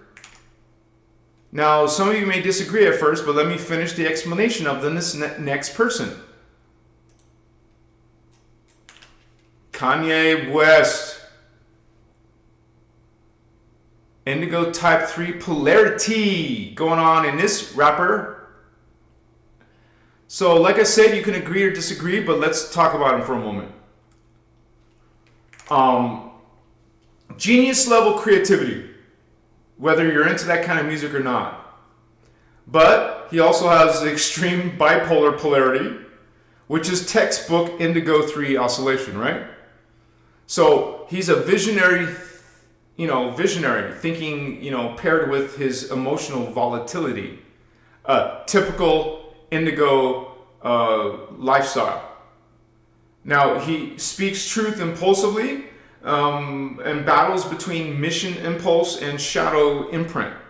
you'll see in his journey, either one come out. And this is what a lot of you, remember, you don't have to be famous to be an Indigo Type 3. You too can be experiencing these type of ups and downs in your life. And Kanye West definitely has trauma from fame. You know, he's had family death, and global pressure amplified his distortions. It would amplify anybody's distortions, but if you're famous, you're going to be getting a lot of exposure. A lot of people can be sending you negative frequency, or you're dealing with a lot of people with negative frequency. You know, you have more exposure. So this is, once again, this is something that we are speculating. It's not something that Ashiana said 25 years ago. I'm trying to fill some gaps from 25 years ago and look at what's going on today. And I'll put this next person, which is a controversial person, and it's very hard to kind of guess this person, or maybe you did guess this person. Elon Musk. Very influential billionaire spirit consciousness frequency. Okay? And so, he's controversial, but you could say he's got some hyper intelligent polymath. Right? How many, you could say, humans, 8 billion humans, how many of those 8 billion humans can reach that type of intellect or ability in engineering, future, physics, or even the creativity or imagination of futurism? All indigo traits. And Elon Musk definitely displays polarity swings. Even though he's out in the limelight, he's definitely has shown social detachment and obsessive mission focus. Now, as soon as I said that, I just thought of another famous person. They even made a movie about him. Leonardo DiCaprio made a movie of him. The famous Hoover. What's his name? Hoover. Something Hoover. Like he's the airplane genius. He could be in one of these categories. But Elon Musk, has had childhood trauma and isolation, which is an Indigo 3 resonance. Elon Musk has definitely had influential global impact. Like a lot of these Indigos have done some type of impact, positive or negative, on the whole planet. Okay? But his motives are mixed, right? So this is why it's hard to really, really figure out Elon Musk. He's possibly a hybrid coded type of person. So he's kind of in our speculative candidate, a strong audience. This is something that's a lot of you probably wrote in the chat, or maybe not. We'll see. But yeah, you guys, I actually want to get into the Indigo Type 2s, which don't have that same polarity, who are more focused on, even if, you guys, think about this, because some of these people on the Indigo Type 2 list are, like I did kind of blurt out Mozart, right? So some of them are outside that 200, normal 200 range. But we know that Jeshua was from 2,000 years ago, so those time frames are not like exact. It's not limited to those time frames, which is, those time frames are around the stellar activation cycle. That's where Earth's stargates are opened. Well, they're opened, but they will all close eventually. But that's why indigos come in during the opening phase, because the fallen angelics are incarnating into their hybrid bodies also around the stellar activation cycle, because this is when humans normally, not now, but this is when humans normally all awaken because of the stellar activation cycle, bringing in these all these profound higher dimensional frequencies. This is why there is some sort of awakening happening, because some people are on a spiritual journey. Okay, so they haven't all closed. So they have all opened, but now they're starting to close, and there's still Stargate SG6, SG5, SG4, 3, 2, and 1 open. So you are getting some still awakening happening. So when they close, it doesn't mean it's impossible to ascend. It just means it's much, much, much harder. But now we have these negative alien races, and they brought all of their agendas and assets. And we have guardian Indigo Children coming, not just Indigo Type 3s, but Indigo Type 1s and Type 2s. Okay, coming in. Always coming in during the 2 ascension waves of the it's called the time cycle of planet Earth. The time cycle of Earth, which is a repeating cycle. It'll start over with new life.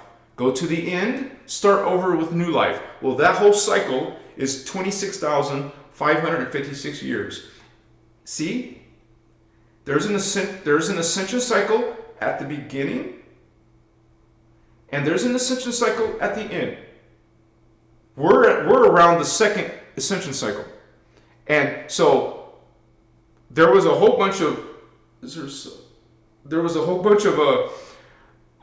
indigos birthing in at the first ascension cycle 25,000 years ago, right?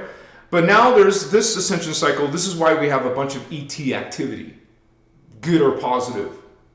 You know, Lyrians, Anunnaki, reptilians, Nordics, Pleiadians, Syrians, you know what I'm saying? All kinds of alien races coming through during the awakening, supposed to be awakening. But this is why the negative aliens are here. They don't want you to awaken. They want our planet's resources, specifically our stargates. Those of you who are new, you don't realize that humans are meant to be guardians of our planet's stargates. We're supposed to be living in a civilization of law of one, the sacred universal law of one, with no religions, no worshiping other entities and beings. So let's talk about some of the positive Indigo Type 2s and 1s. I put these kind of like in the same category because they're both the positive experiences. And sometimes you can't really tell if that person's an Indigo Type 1 or a Type 2. Just understand that the Indigo Type 1s are the most advanced. You're going to definitely see that they're involved in spirituality for sure. They know the guardian teaching. Okay? They're aware on many levels because they're the ones that experience the most advanced psychic abilities. Most of the Indigo Type 1s have been contacted since they were little children. But here's a caveat. You'll hear Ashana say it, you'll hear the book say it. All Indigo Type 1s are walk-ins. And it could be a walk-in from when you're young, when you're in your 20s, or later in life, like me. It happened later in life. I believe it was 4 or 5 years ago when I saw my UFO incident. It was a profound UFO incident. I think that was my walk-in. Because my whole life changed. But this isn't all about Indigo Type 1s. Remember, there was only 350 and 5,000 came in later. So maybe 6,000 Type 1s. And on the whole planet, that's not many of us. Then the second biggest category is Indigo Type 2s who are again, mostly about this awakening process. Trying to wake up all their homies on Earth. All humans. They're trying to help any humans to awaken. If you have that kind of heart, then you're probably Indigo Type 2. Indigo Type 1s have that, but also they're more into grid work. This is why I mentioned, I believe, even my twin flame believes, Nikola Tesla, he's on this list. We're not going to see him first, but he was working on the planetary energies, trying to bring us free energy, and this is why he was shut down. This is why a lot of us believe this is why he was shut down.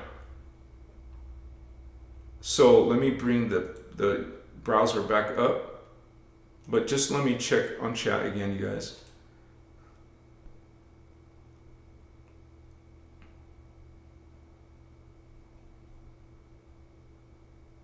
I'm having problem scrolling on my donations. I don't know why.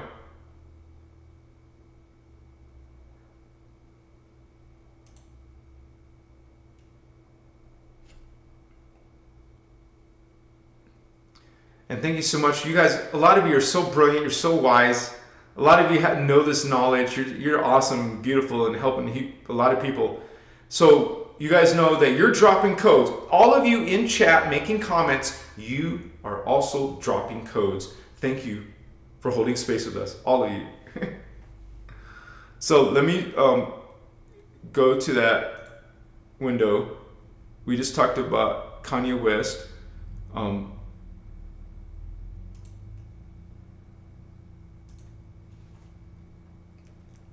And you guys know this list could be very long because there's millions of us.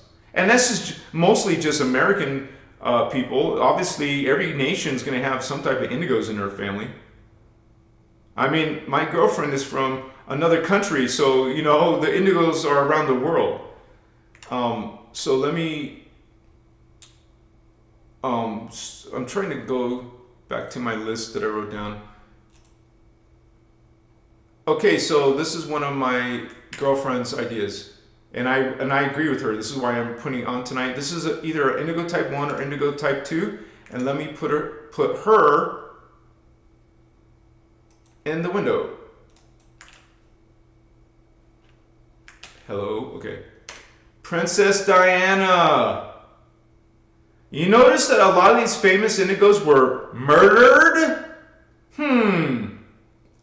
Princess Diana. Obviously, most of you should know Princess Diana or know of her. So, and her journey. You'll get to start to click it in your mind of all the things she went through. Princess Diana, you know, she's really a heart-centered humanitarian, okay, which is a Type 2 empathy signature.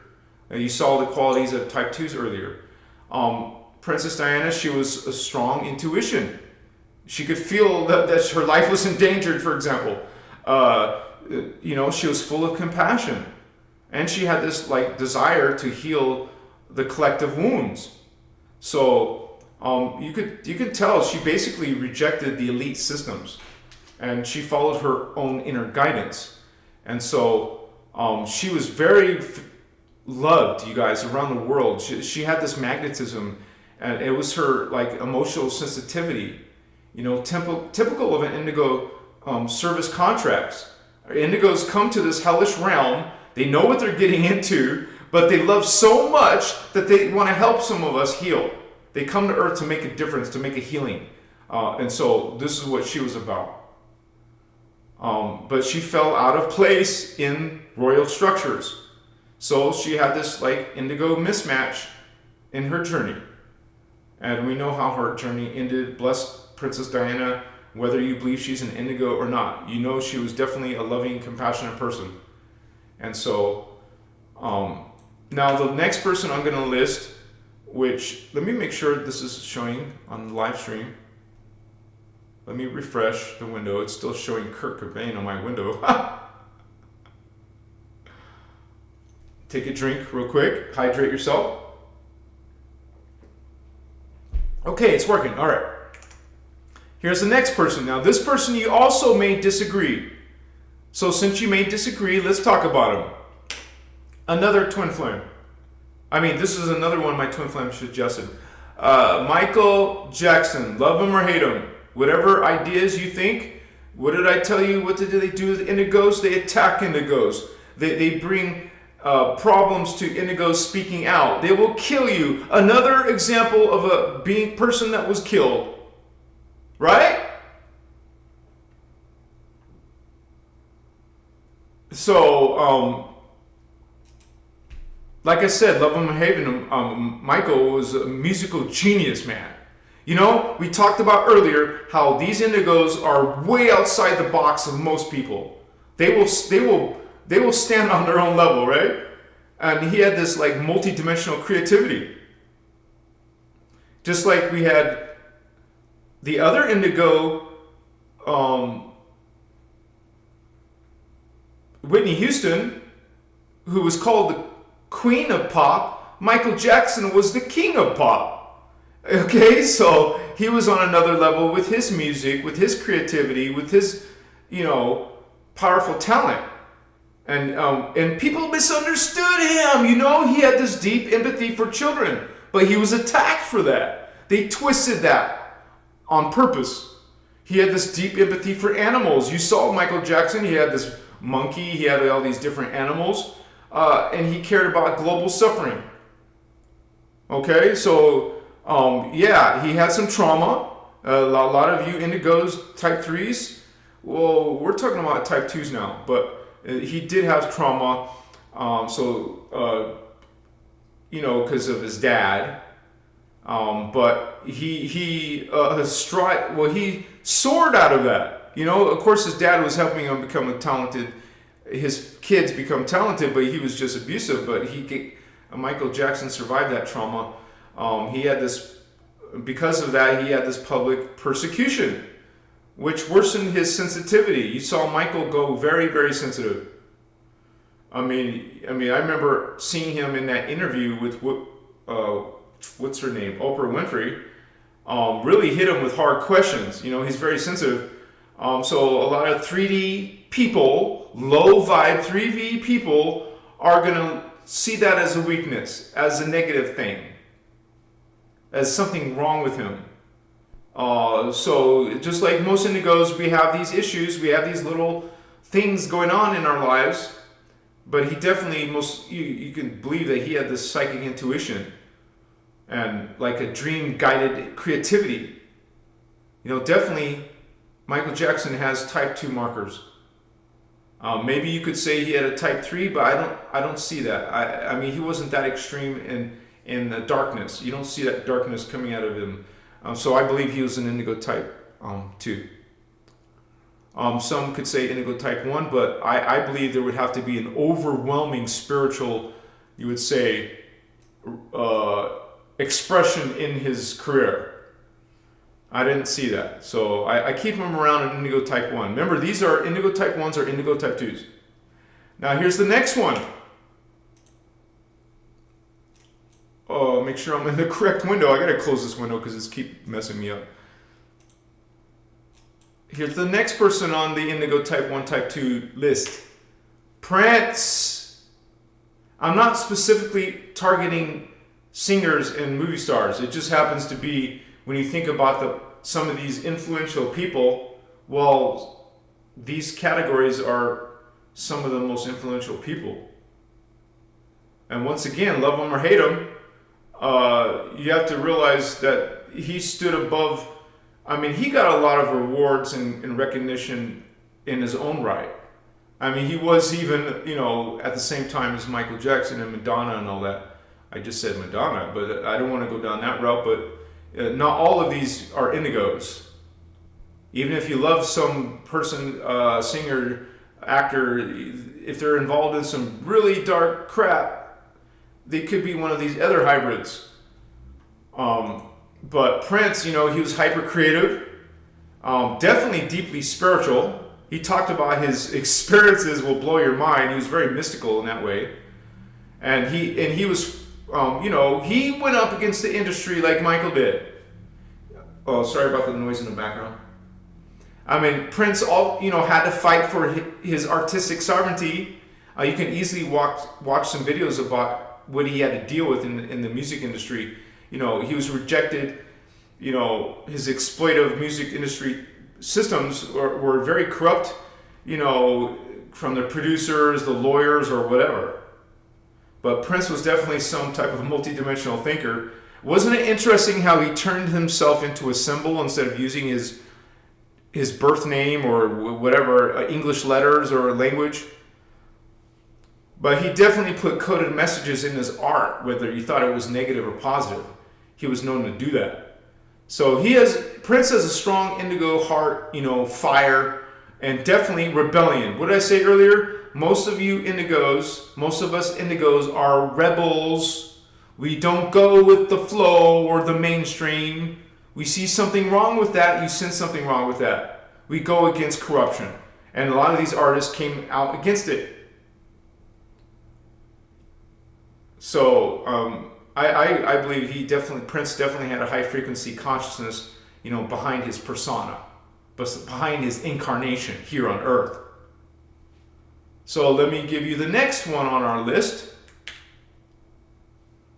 And so a lot of you might like this guy. I like him. I don't see too much dark things coming out of Bob Marley.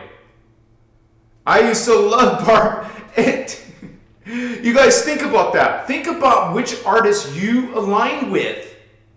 What singer's music do you like? Because that is frequency vibration. And I definitely was loving on Bob Marley's frequency, man, on his energy. I don't care if he was a hippie or whatever you people put down on him. This was definitely a soul who also was against the mainstream, was he not? Ja Rastaman. I'll probably listen to some Bob Marley tonight. Hell yeah, baby. What's up? Machiwa Bob Marley. I mean, his messages were definitely focused on unity. Bob Marley was singing about peace, awakening, definitely that Indigo Type 2 purpose. I mean, he used his music to raise global awareness, did he not? He had deep compassion. He had this unwavering spiritual conviction. He didn't care what other people were saying. He's got some negative trips that he's done, but he's survived assassination attempts. What I say? They try to kill these type of people. But he continued his mission anyway. I believe that Bob Marley is definitely a pure Type 2 humanitarian coding. So not all these musicians are dark and twisted. I'm just curious what some of you guys say. Let me take the camera off.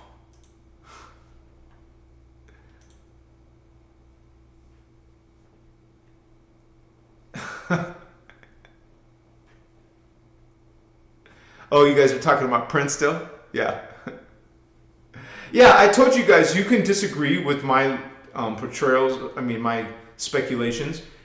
Maybe you have your own speculations. Elephant Tusk makes a good point. That's a good point, brother.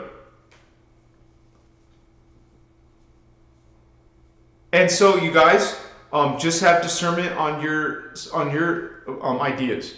I didn't select all of these choices, but this is definitely one of the things that looks like when you have Indigo Type 3s murdering other kids and getting into satanic Luciferian stuff, you're going to have a mixture of frequency.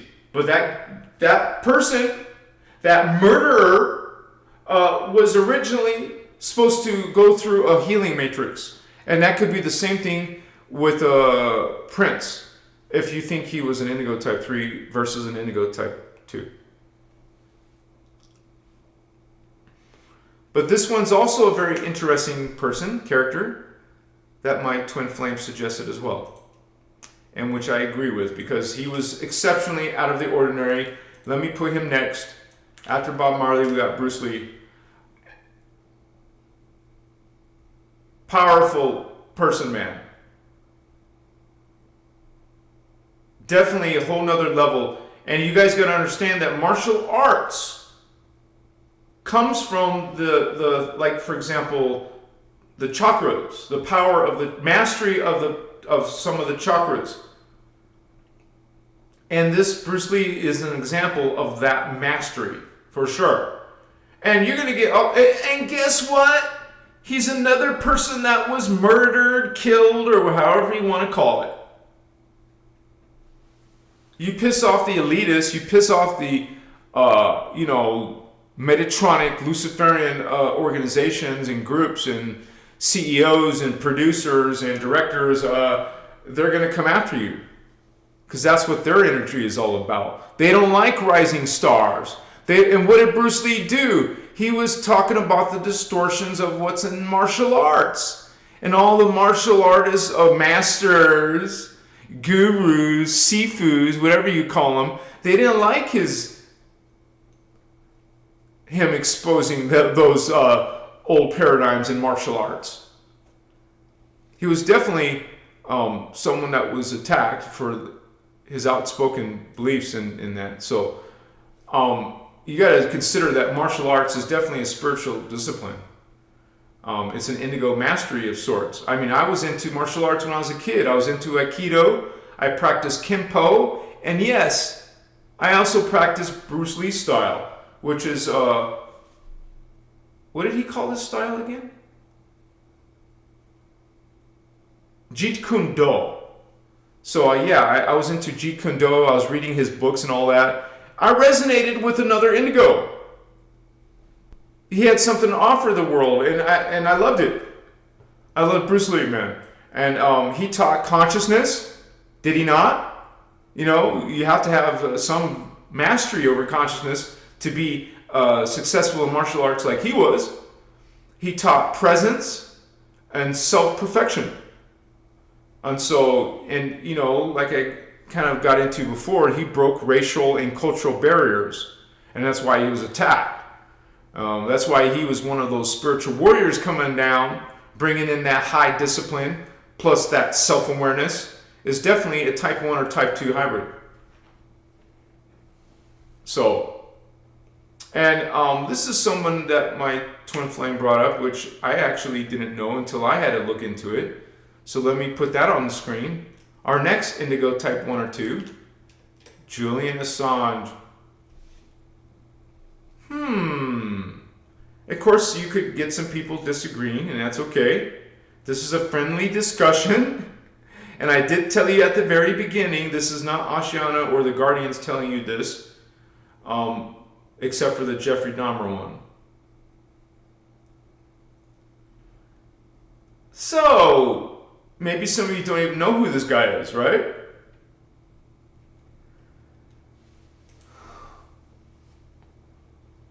But you could say that he definitely had the true warrior archetype. And like some of the other people on this list, he sacrificed his personal freedom to expose corruption. And what do you think my channel is about? Exposing corruption. Okay? And Julian, you know, he had this strategic intelligence plus his moral conviction. Okay? Which is an indigo mission energy.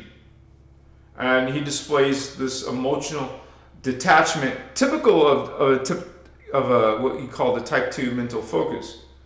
And Julian Assange was driven by justice, not fame or power. I mean, you could say this the same thing about some of these other people who came forward and to expose corruption.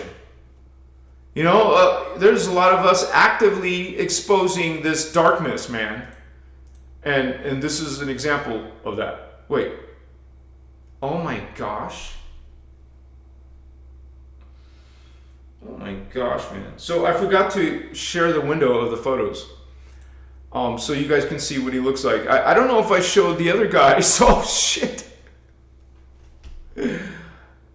My bad. You know, sometimes it happens during my live show. But yeah, I stand by some of the things that he's done, and you could say you can speculate that he's one of these indigos. And definitely some of the famous people that we've covered are indigos, even if they're not all truly indigos. You could say they're star seeds. So it is the star seeds and indigos and even the negative hybrids that are moving the world. They are the trailblazers, they are the wayshowers, and we're all incarnating, are we not? We're all incarnating in a distorted planet. So we're not perfect. Julian Assange isn't perfect. Prince wasn't perfect. Other people on this list like Michael Jackson or whoever, they're not perfect. We're not perfect. I'm not perfect. Ashana is not perfect. None of us are perfect. We're going to have a mixture of distortion when you exist in a planet that has distortion in its grids. You can't even get away from that. You can't create a bubble that protects you 24/7. So, if I didn't show you Bruce Lee, you all know what Bruce Lee looks like, I hope. So, instead of showing Bruce Lee, let me go to the next person on my list. I have to actually speed this up. It's getting late, but let me get to this with you guys and make sure it's showing you on the screen. Terrence McKenna. Let me see and make sure it's showing. Yeah, it's showing. So maybe you are not familiar with him, but that's interesting. He was one of the well-known psychedelic people, definitely a genius, definitely into spirituality, and so I actually don't know how he died. I'm very curious how he died. And when you learn about all these other guys, but Terrence was a psychedelic philosopher, with cosmic level insights. I mean, just listen to one of his talks and you will see what I'm talking about. I mean, he's an expanded human consciousness, through teaching. That's why he's a teacher, definitely a Type-1 resonance. And he spoke from inner vision, access. What most people who are not on a spiritual journey are definitely not going to understand or resonate with. But a lot of you following channels like mine are definitely into that kind of stuff. Similar to Indigo, intuitive downloads. Have your ears ringed recently, homies? But Terrence McKenna was a kind of like you would say a pre-Indigo wave. When you look at his age or when those timelines are talked about in the Architects of Light PDF. But definitely an orphan-coded person. Deep commitment to human evolution. You can learn a lot from Terrence McKenna, and I actually think I should make a video by him, to be honest. So you guys, hang in there with me. We got 4. We got 4 more. So hang with me, guys. Let's get through the next 4. Let me put the next one on the screen. And this might be obvious to a lot of you. Leonardo da Vinci. Another trailblazer, another way shower. Okay, let me look at the Google stuff about him. Leonardo da Vinci was an Italian polymath, another polymath, Elon Musk, hello, and founding figure of the High Renaissance. He's best known for his paintings, including the Mona Lisa, the Last Supper, and Madonna of the Rocks. So it goes beyond into sculpture, architect. He was an engineer. He was a scientist. He was a theorist. He was an inventor. And do you think they had Emerald Order teachings back then? No, this brother figured it out on his own DNA template. He was into zoology, anatomy, geology. He was a freaking brilliant genius, man. Someone who stands among the crowd. For sure. So, I didn't see the year, but anyways, in the Renaissance period. So yeah, he, as you saw online, he's an inventor, he's an artist, engineer, basically multi-dimensional consciousness, man. So you gotta have this type of thinking, right? Like a non-linear thinking ahead of his time. Of his peers or whoever else in those days. Definitely kind of like a high empathy and fascination with creation mechanics, trying to reverse engineer it, right? So basically a pre-Indigo from the timelines of the Architects of Light, but definitely just like Jeshua is one of those examples, but foundational to this Indigo lineage. So it doesn't always have to be a singer or a famous actor or something. It could be a scientist like these next 2 ones. Now this next 2 one is maybe not an Indigo, but probably a starseed. Okay? When you see people like Albert Einstein, completely different, way out of the box, known all over the world. Oh, well, let's look at also his Google thing or Wikipedia. Albert Einstein was a German-born theoretical physicist and philosopher who revolutionized physics Whether you love him or hate him, conspiracy theory or not, right? He was definitely brilliant, bringing us that work. And so now I wouldn't say he's an indigo per se, because some of the things that he's kind of like not so great that he's done, or what rumors have been said, but some type of starseed consciousness with his intense focus and isolation. I mean, I heard, it's been known that he wasn't a good husband, right? He needed to be alone to do his craft. So he was very intuitive. His equations came through visions. What is that? Visions. That's a third eye opened. Okay. And so he struggled socially, but he definitely excelled in abstract, multidimensional thought. You got to give him some credit. He definitely had that powerful mind. I've also, heard that they kind of preserved his brain after he died. But he embodied like a pure mental body indigo precursor energy for sure. So this is why I think he was probably a starseed, but he also could be an indigo. Now here's the next one. Let me put that. Let me make sure I'm still showing this screen. Yeah. Isaac Newton. And also look at the information. Was an English polymath, another polymath, active as a mathematician, physicist, astronomer, alchemist, theologian, author, and inventor.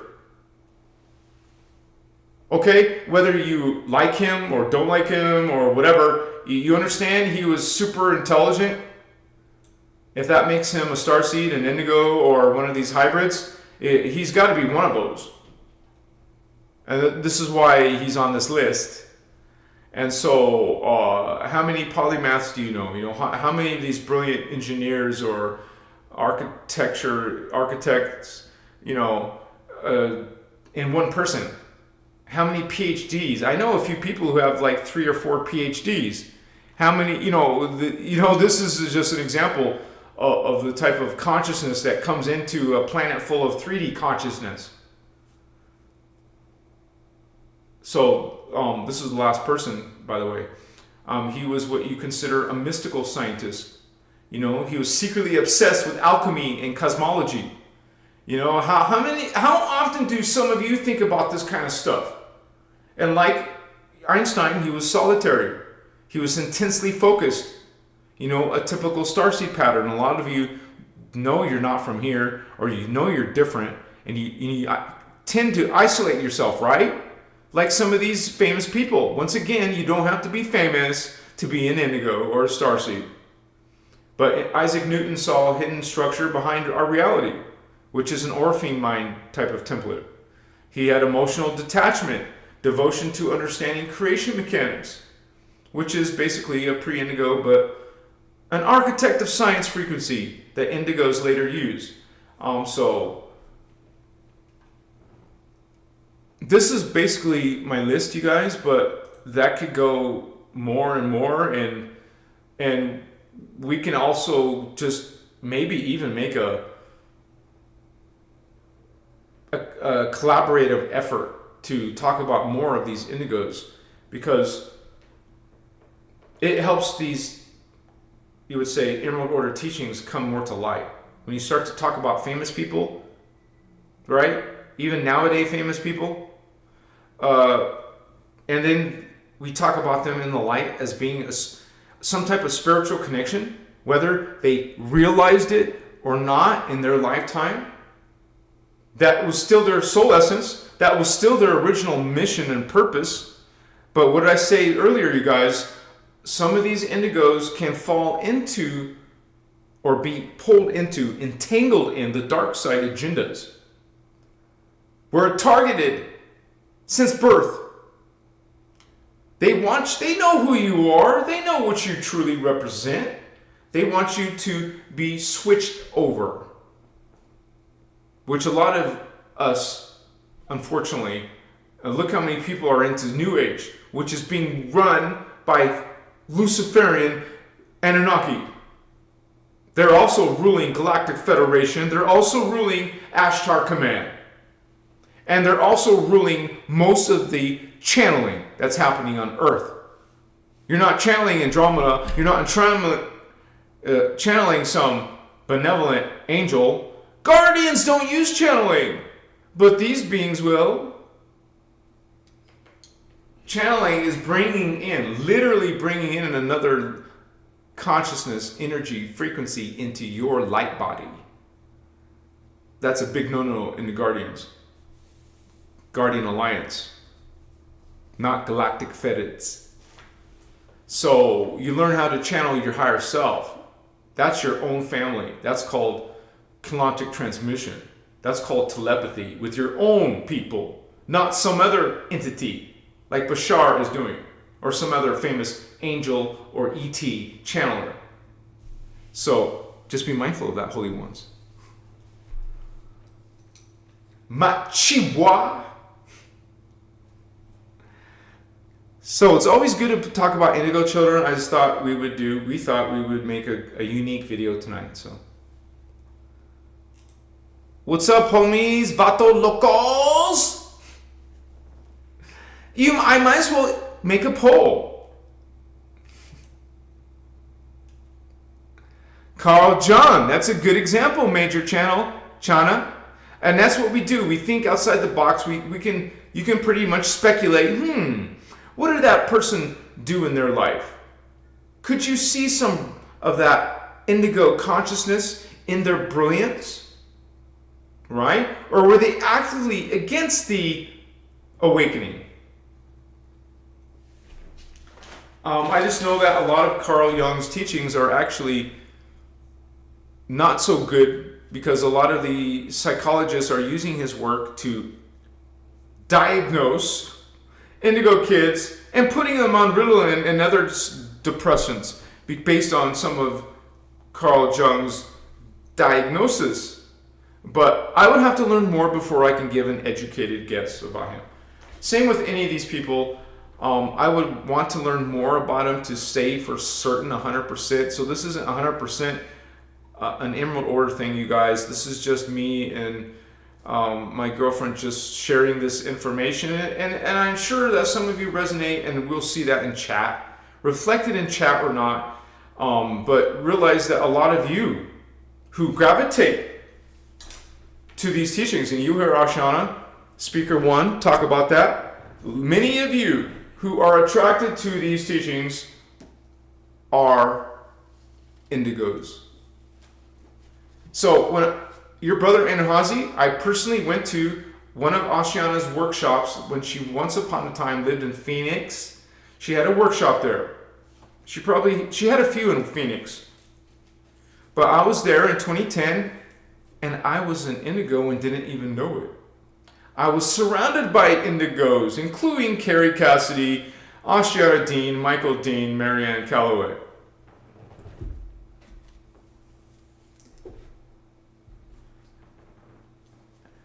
And someday I'm going to marry my indigo twin flame.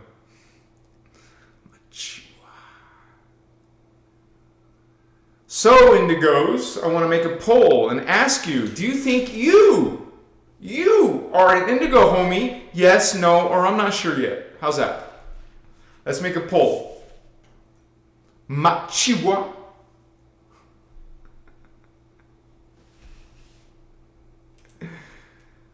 Yeah, baby, what's up? We got this going on. Start a poll. Yes, no, maybe so. Do you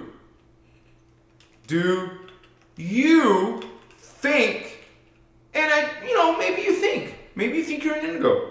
Do you think you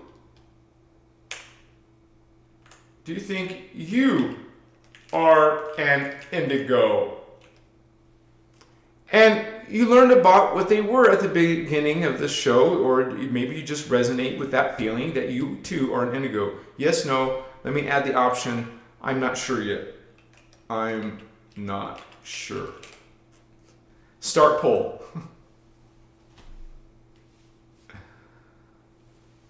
Yes, no, or I'm not sure. 100% say yes. Watch, this is a teeter-totter effect. Yes. 89% say yes. 90% say yes. 90% of you, 83% of you say yes. It has to find a balance. It'll find a balance eventually. It's going around 86% now. Woohoo! You said it, Ariana. Pull time, right? Pull time. Yes, baby. What's up? 87. It's like going between. That's a high number, you guys. Whoa, Indigos. Give me 5. What's up? Team Indigos. You guys, we're different. And it doesn't mean life is easier. Okay? Being an Indigo, you know what? Your brother Anahazi could get lit with you tonight. I haven't done this in months. I mean, on my online show. So if let's pick a Christic number. If there's 12 of you who put the fire emoji in chat, we will stay online for another 30 minutes. You don't have to. You can leave. So there's like freaking 90% of you that are Indigo children. And you guys who don't think you're Indigo, that's okay. That isn't your route. You don't resonate with that, and that is perfectly okay. Remember, in creation, in the law of one, all are God, all are sovereign, all are free.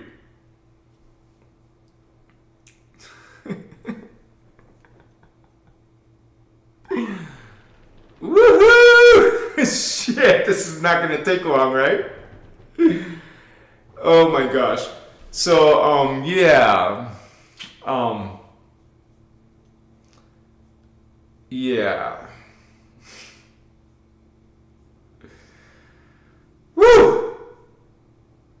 You know that you found your Indigo twin flame when she's or he or she is actively protecting you, watching your back, loving you, making passionate love to you.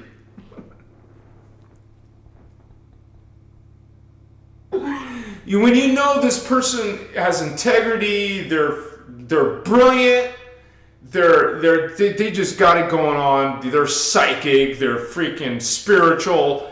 Man, you guys, you have incentive to be, whether it's your partner or not, you have incentive to be around other Indigos, to co-create with other Indigos. And when we do our Sedona thing,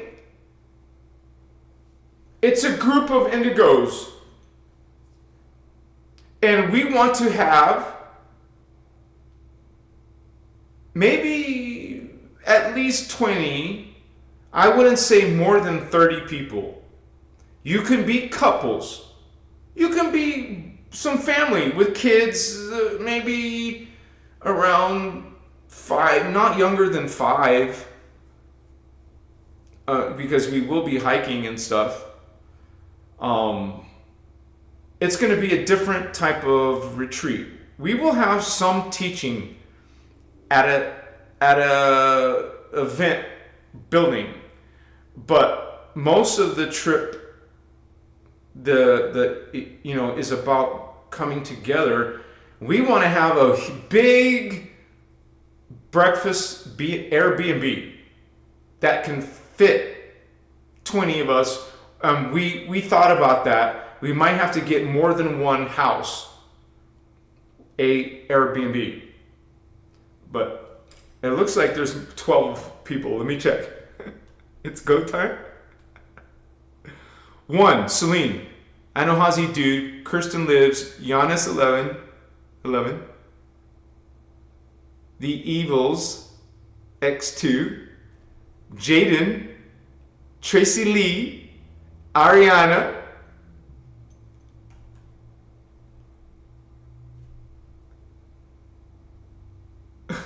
You guys are doing it more than once?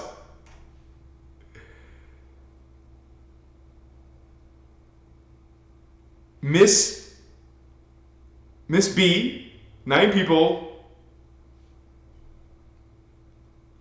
Almost there. 3 more people. If 3 more people want to get lit, we'll get lit. So, did I put incense on tonight, you guys? Did I put incense on tonight? Well, whether I did or not, I'm putting some more incense. Man, I don't have charcoal. That would help. These are all empty. Okay, so. Shirley! We need 2 more people.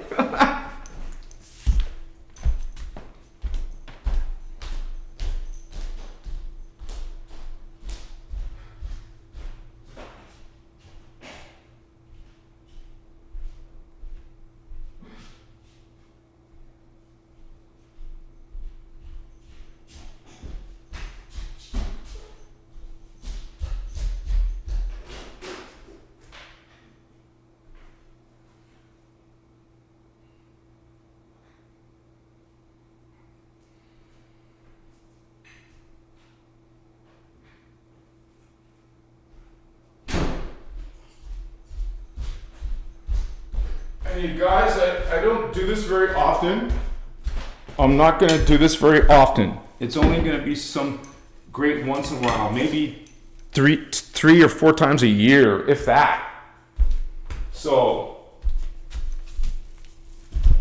people will still judge me, but that's okay. When you become Christic and you follow your inner Christos and you base your life on the attitudes of mastery and responsibilities of mastery, it doesn't matter if people judge you or not. Much you up.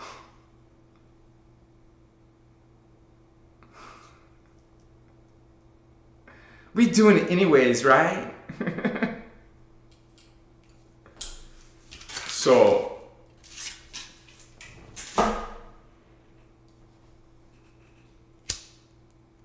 hang with me for 20 more minutes if you want to. If you guys gotta go, that's fine. Some of you will stay with me. With us.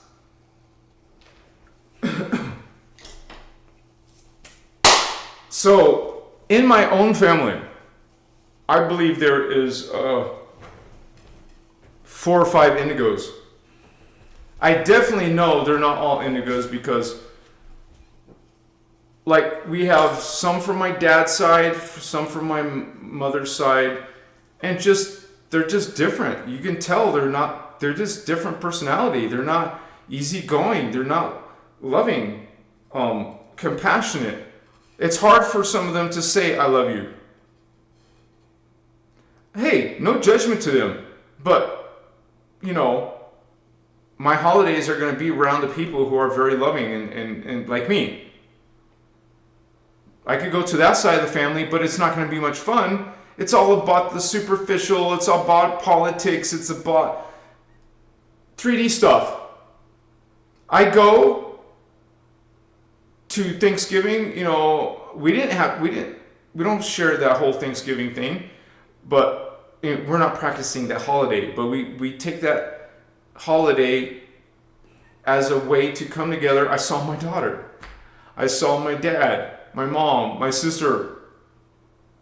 Those are the ones that are like me. I'm not saying all of them and only them. I'm saying those are the ones that usually come together in Tucson and we're just chill and respect each other, love each other. I can't say I love you. I can't hug you. That's the kind of people I want to be around. Just saying.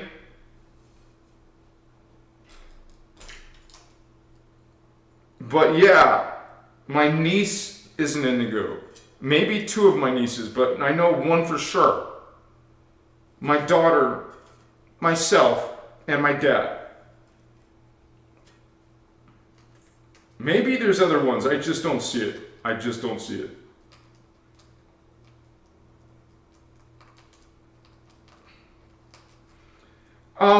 don't know. Maybe my mom, because she said something extraordinary one time, that she had this vision and she knew all knowledge and saw all the universe or whatever creation. I don't think you can have that without being some type of starseed at least, or indigo. Because you know what that is? That's literally density 3 or density 4 kind of realizations. So remember, I don't do this often. For real, I don't. You won't see me do this again for freaking probably till summer. I'm talking about when I do it on my lives. I stopped doing it, but I'm doing it just every great once in a while. Does that make sense? And I won't do a big dose. I'll just do a half a dose. Half a bowl. Let's rip a bowl, homies. Or maybe you got one of those vape pens. And yeah, maybe I will act different. Maybe because you're peaceful. Holy cow. I see some medicine mixed in with my black ashes. So I must have spilled the green ashes. Green leaf. Whatever.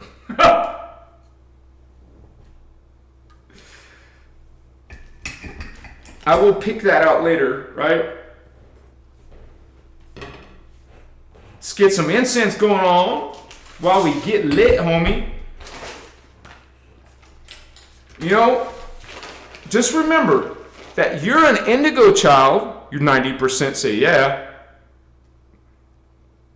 Just like you saw from the examples, the famous examples, you will be attacked. Because 99% of the human race, the human population, is three-dimensional consciousness. Most 8 billion humans. 8 billion humans have 2.5 to 3.5 strands of DNA. Okay? That's not even the heart, which is a fourth strand.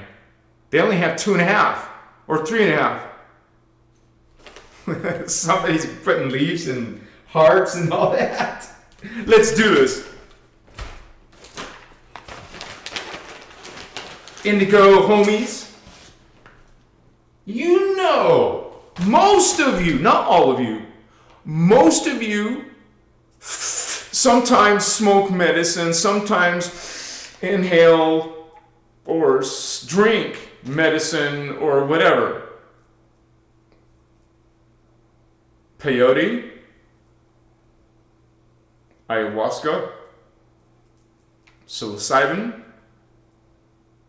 and you know, Terrence McKenna be talking about that stuff. I gotta do a video, like a long video, or even a short video on Terrence. And you know, you can pick out things you don't like about those people. You guys probably don't like some things about me, but I'm still an indigo child. You see what I'm saying? And we can still love each other, homies. Ready? You ready? You ready to do this? We gonna do this? Let's do this.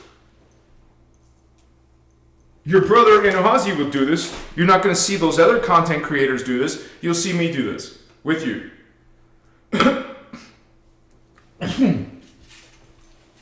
Human crap, right? Human stuff.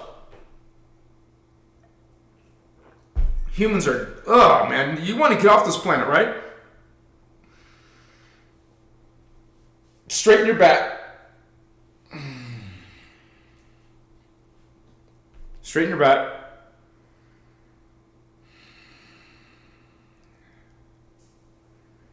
Close your eyes, baby. Do a mudra. I always like to do a mudra. This is the one of the basic ones. You can do this or that. I like this. Take a drink before, take a drink after. You don't cough that much. Put intention. This is your transmission hand, your right hand. Transmit positive words, positive intentions, positive whatever you want to. You can do something very basic. You can also say thank you to the medicine. Much gratitude, cannabis. Thank you, cannabis. It's a spirit, it's a frequency, it's an energy, whether you think it's positive or negative. You know how many healing qualities are in this medicine? If you're worried, do this. You believe in your power? Cleanse and purify to the nourishment of my body. And see that white light, which is Christic light. White light is pure white.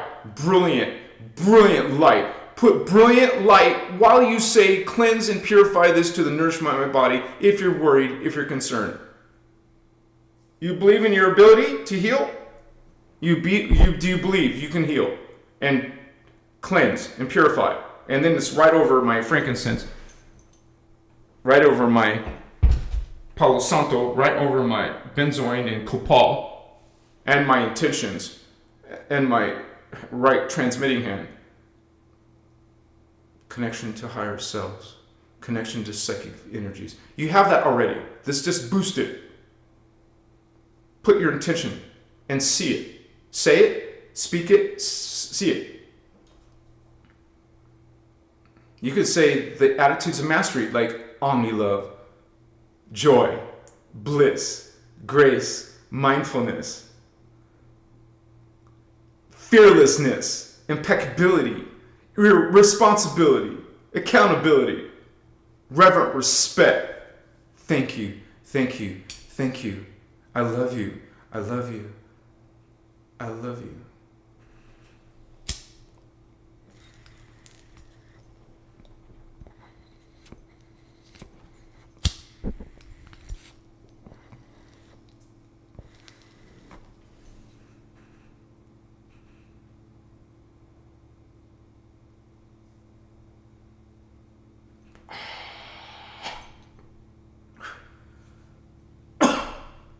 Only takes seconds. Try to sit up. All right, Fred, take a drink.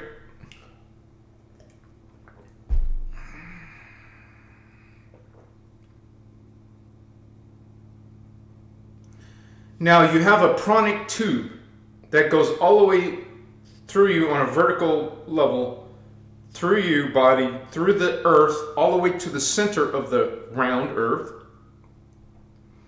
You have that connection to earth.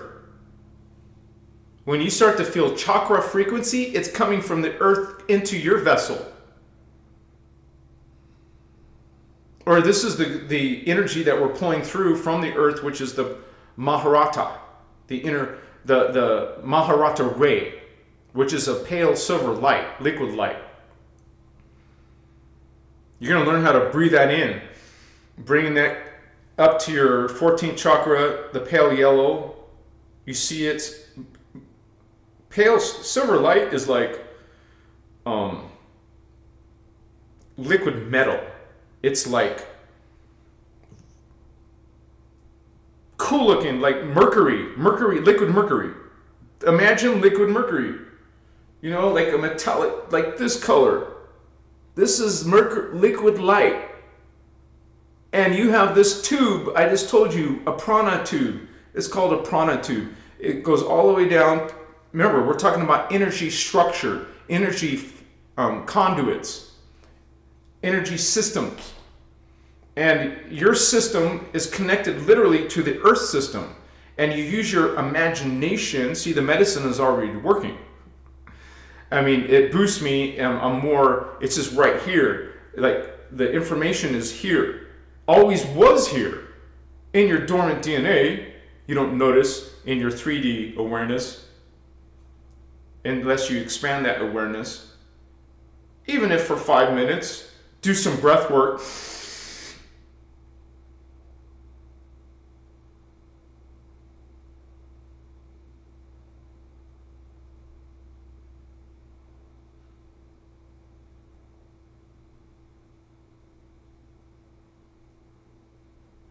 You can hold your breath as long as you want or can, and then let it go.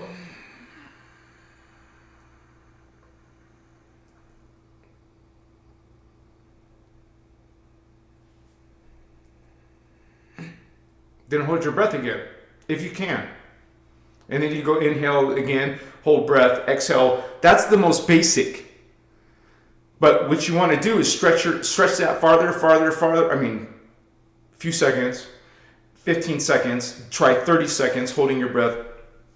But you're holding your breath from here. You're inhaling from here and exhaling. You don't want to breathe from here. You're breathing from down here. And most of the meditation, breathwork, pranayama books will tell you that. You're trying to bring in the air from this part of your body, not heavy, not breathing from this part of the chest, bringing it up. You'll tell the difference. Just practice it or watch videos on YouTube how to do that breathing technique.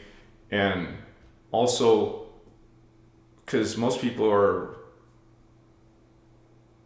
just not holding the breath correctly, and you want to do it. It's like you pay attention to form, how you're sitting up, that's your form. Or a position, like you fold your legs like over each other. F that for me. I didn't stay in shape all the time. So I ended up with a bad knee. Now, if I was exercising all the time, normally you wouldn't have a bad knee because you're fit. I used to be fit. Then I lost that. Just life.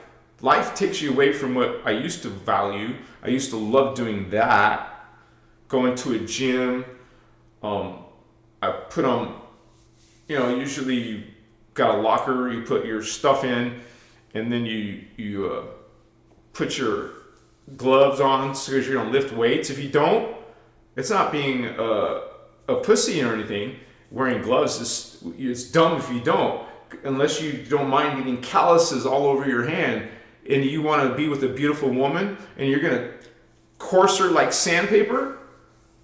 No, my baby has freaking smooth, like, damn, baby, how did you, what, you're like a pro, like, shh, no hairs, I mean, no stubs, no, just smooth, it's just like, OMG, that's female.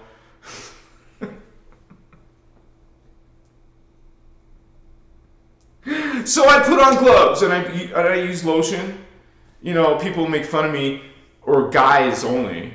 Oh, you're a sissy. You use lotion? Are you a little girl? Are you a girl or what? What are you talking about? It doesn't matter if you're a boy or a girl to use lotion. You want to freaking, you're soft. You're a sissy or something. Those macho men, the ones who bully people weaker than them.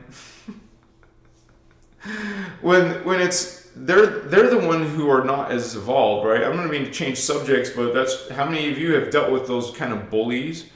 Like, I had to see my daughter go through that. Like, where's her confidence? Where's her indigo awareness, right?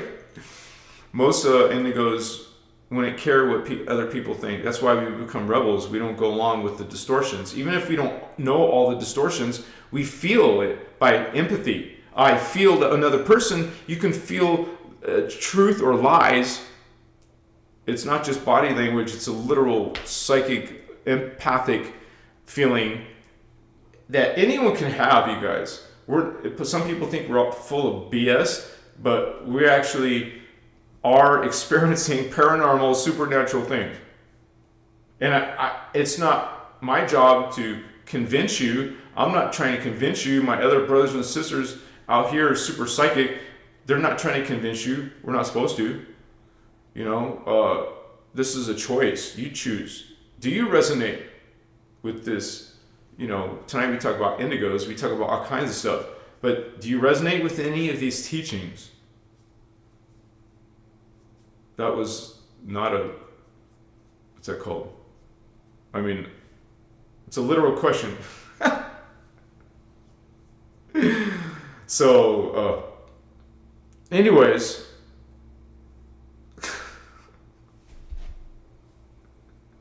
I'm sorry to my twin flame if I said anything that embarrassed her, but nobody knows who well, some people know, but I love and care, and they care for us. So,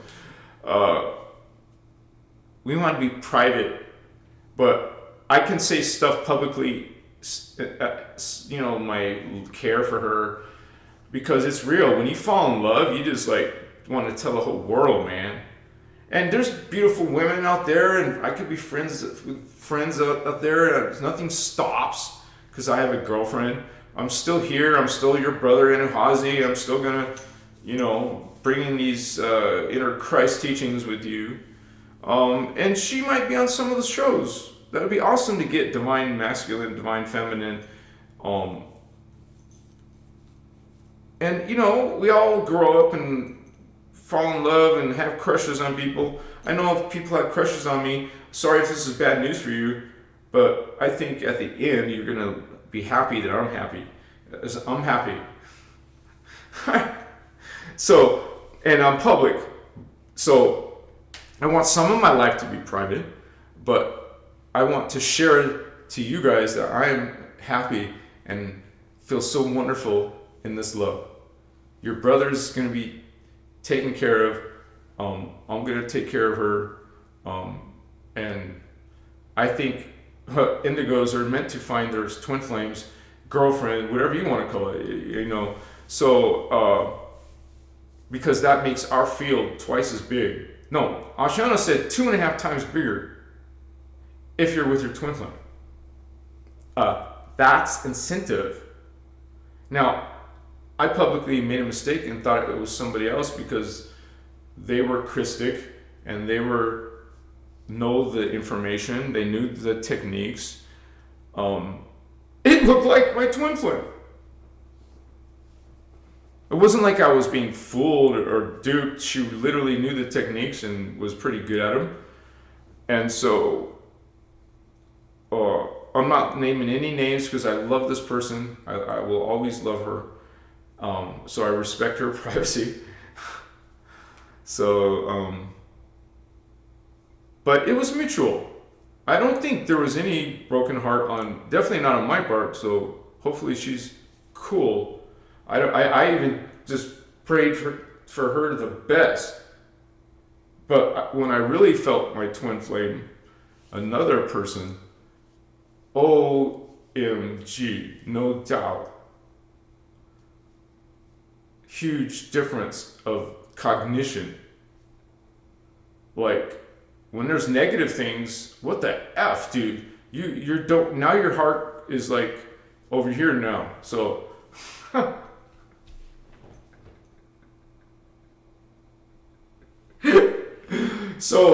that is just now a lesson now. Just because some girl or guy comes to you and says, I know the Christic teachings. Oh, cool. You know this, you know that. And I'm attracted to you. Then it doesn't automatically mean it's your twin flame or something. Or even your next, hopefully long-term boyfriend or girlfriend. Even if you're not ready for marriage. That is freaking so beneficial. Because if you think about it, I'm an indigo, you're indigo, brothers and sisters. You have a flame that completes you. Like, this is you, powerful. This is her or him, powerful. But you bring him and her together, holy Machiva Kemasuta.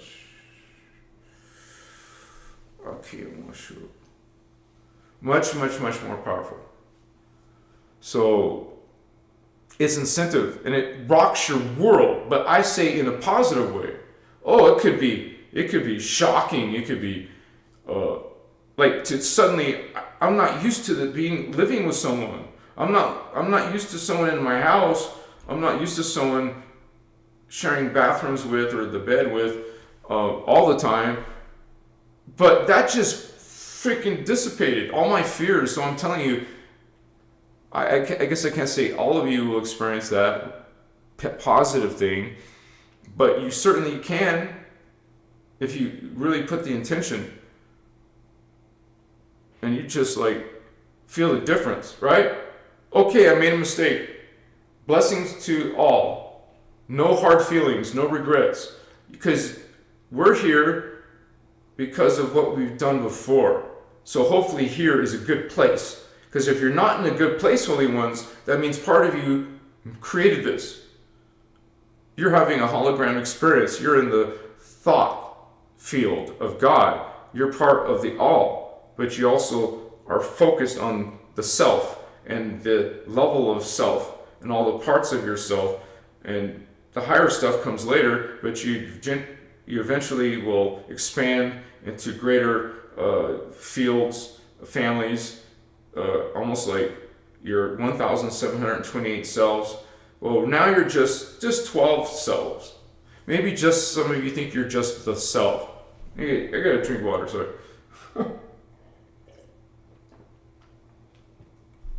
You're not limited to the self or the human experience.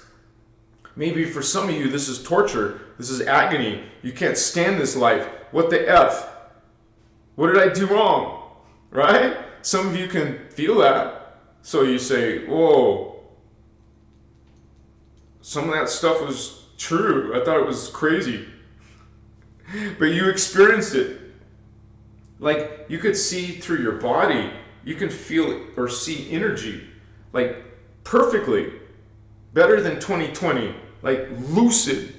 You see this reality is not an illusion or you're just high. It's an actual connection to another conscious, you would say, identity. It's another conscious identity that is greater, that knows more knowledge. When I say greater, I mean greater in energy, that's all. Not greater in value, because all are equal in God. And so a lot of people don't like that word. We're not all equal. Some of us are chosen ones. Some of us are better. We just are. See? That's what we expose. That's false light. There is no chosen ones in all. Chosen, the word itself, is limited. Not, it's not the all. It's some of the all. Do you want to experience this part of God, or do you want to experience all? Where did I go? My video is so far behind. Let me push F5. We got this going on. But you guys know when your brother Anhazi gets lit, it's happening. Like, I don't mess around. I think some of you like that. You're like, damn, this guy's just, gosh, mashua. You know what's weird? It used to show me how many people are watching and how many donations there were. It doesn't show that anymore. They're hiding it. So, I'm sorry if I missed some of your questions too, you guys. You're like, what's going on?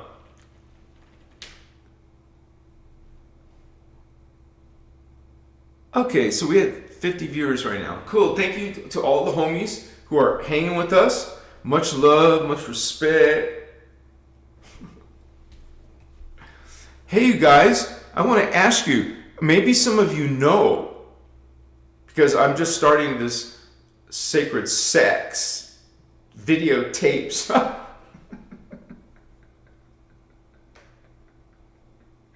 Dude, when on the second date with your twin flame,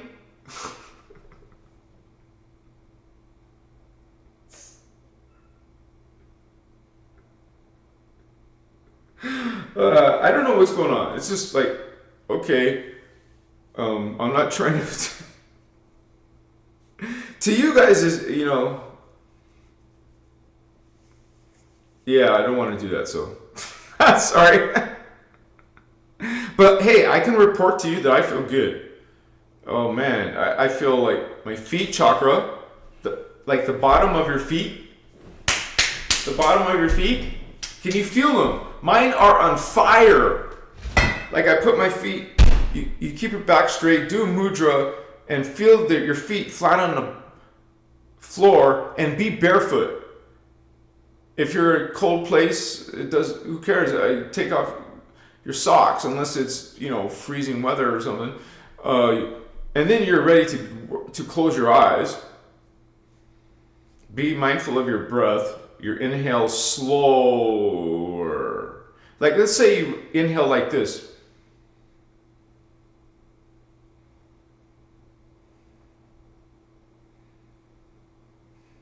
Well, do this.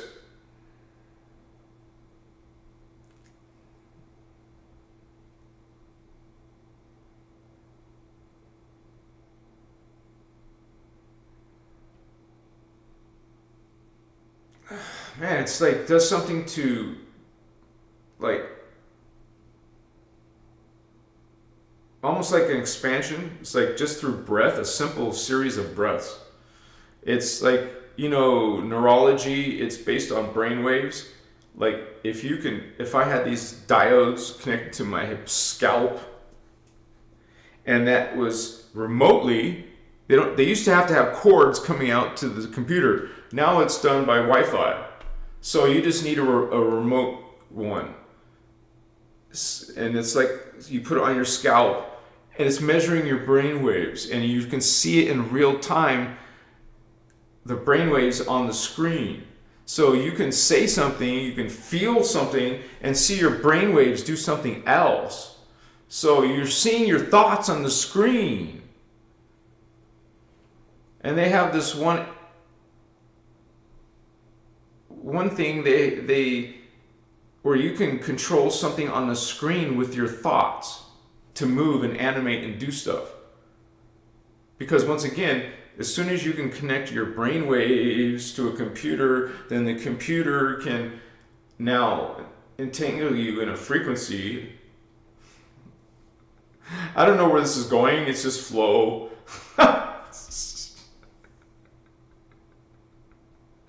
Oh man, so sometimes you do this for fun, or sometimes you guys do this, like now I just do it for spiritual, just chill with my homies, my other Indigo homies, give me 5. Like, dude, like, my girlfriend, she's so chill, man, like me, we're like easygoing. We're not arguing, we haven't had one argument. Now something from my past came up recently, it wasn't like planned, but it's been freaking amazing. And so I don't know why I forgot what I was gonna say earlier. It sucks, man, right?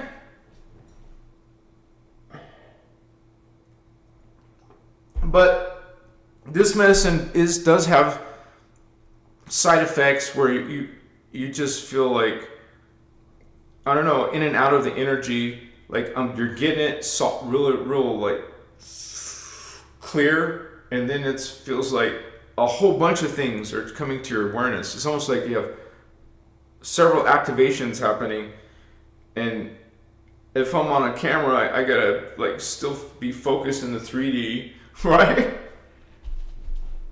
Because normally you really get into it. You want to close your eyes and wear earplugs. I wear silicone earplugs, so it's quiet. Oh my gosh, even that small detail, it brings out so much more in the conscious energy, man. It's like heightens it. So that's a good tip. Earplugs.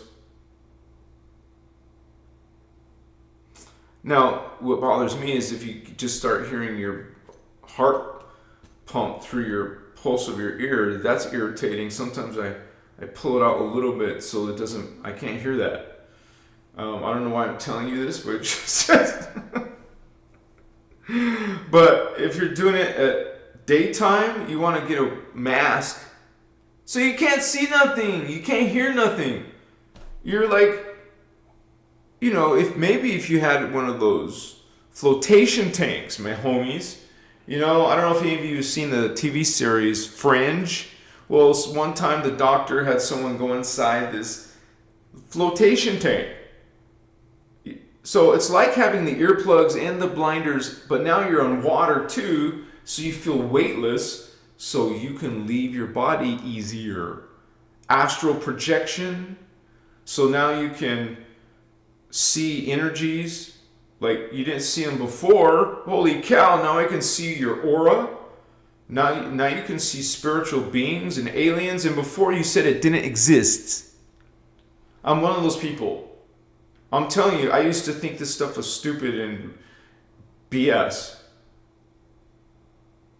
And it wasn't like I denied anything, because I wasn't experiencing anything yet until, whoa, dude, this is real. I feel it. Like, one of my oldest stories is that I went to I lived in Vegas at the time. And it's so easy to look up some type of spiritual workshops or spiritual get-togethers or drum circles. I would type that in and I would go to these places. I would start meeting people, and now you guys have seen me do drum circles, but it's just part of the journey of the spiritual awakening. You just want to meet people like you, and because you're weird to your own family, they don't get me or get you or brothers and sisters, so we find each other, and we need to co-create. Indigos need to co-create. And much respect to my homies, Rihanna, and Maria, blessed sister, thank you so much for being part of this power, this strength, this guardianship. We need more people like her. We got Leslie with Space Toria. What's up, sister? Gangsta in Christ. Christos. Also, Dara Kasha. Homie. What's up, homie? Guys, I swear I know Dara on another level. Like, I see her up there. We're in this feels like GA, Guardian Alliance. I know my twin flame definitely is, and my future, well, some things are stay private, so, but, yeah, man. Ochi makaye moshutas. It's so strong, right?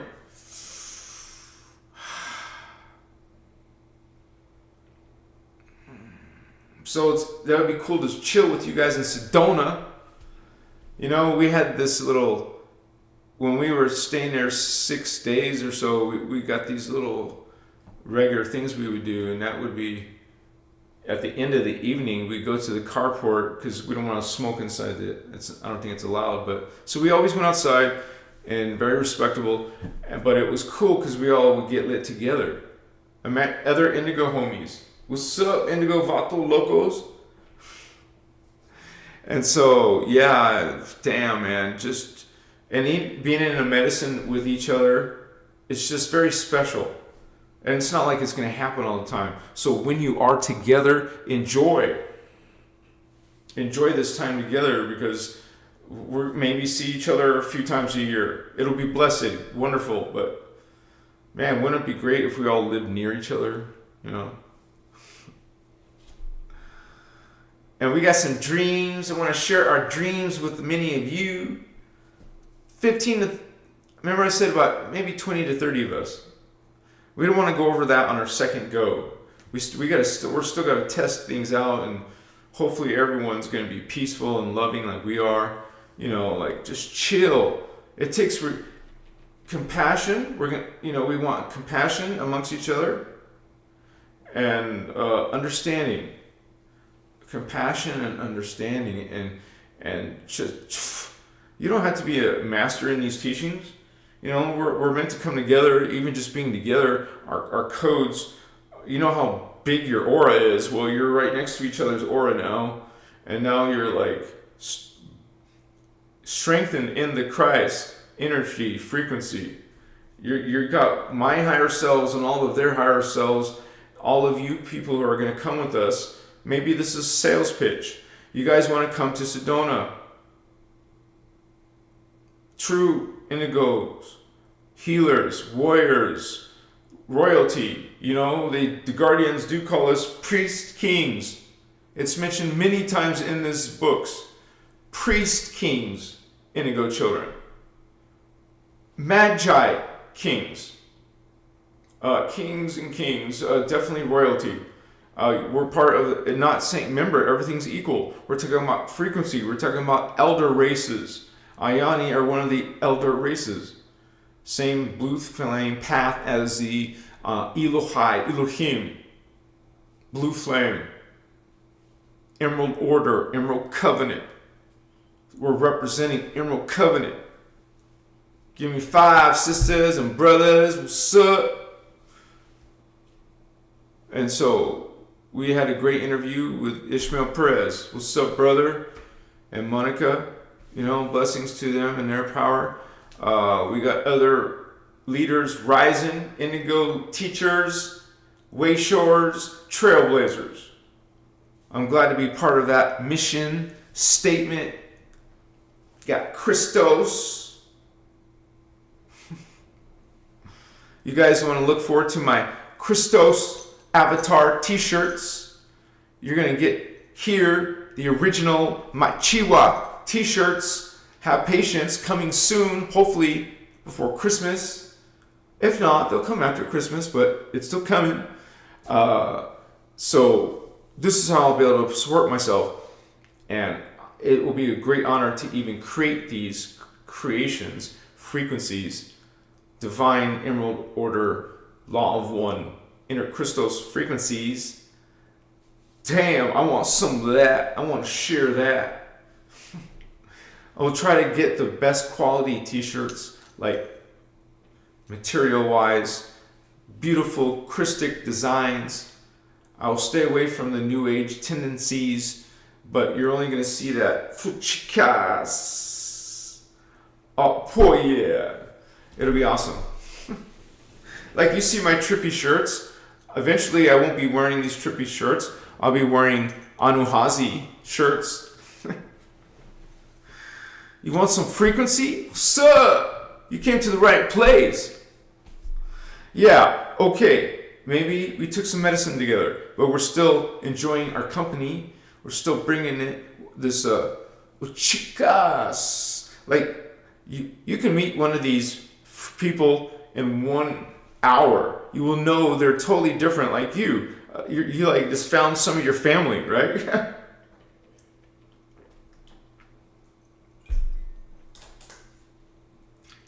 Thank you for hanging with me, you guys. I won't take up too much more of your time.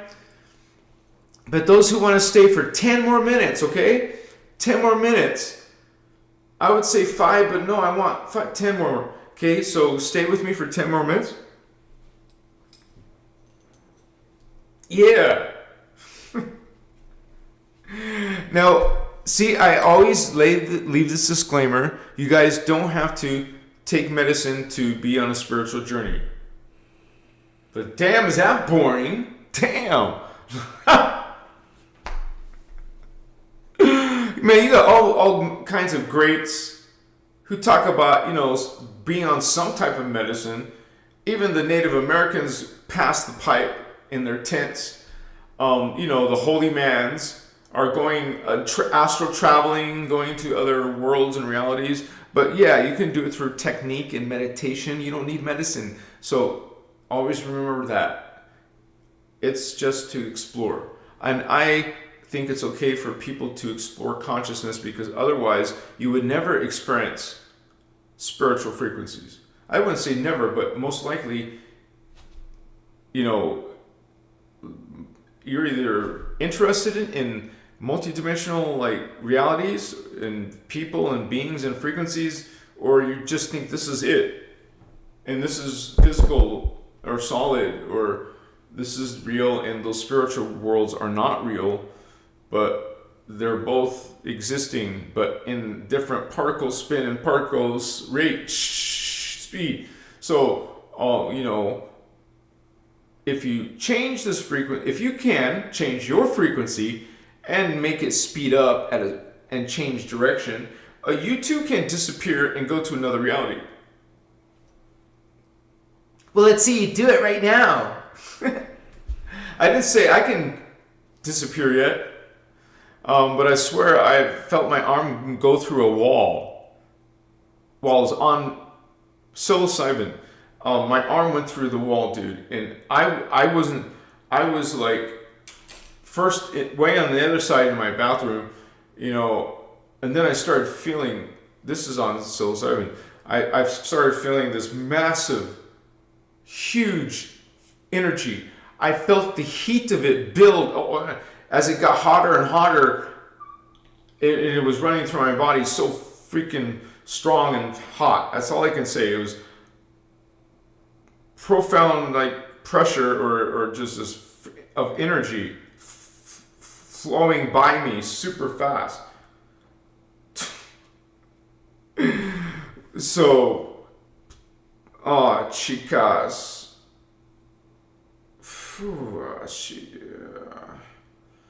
It's like your consciousness can leave this dimension while your body's in this dimension.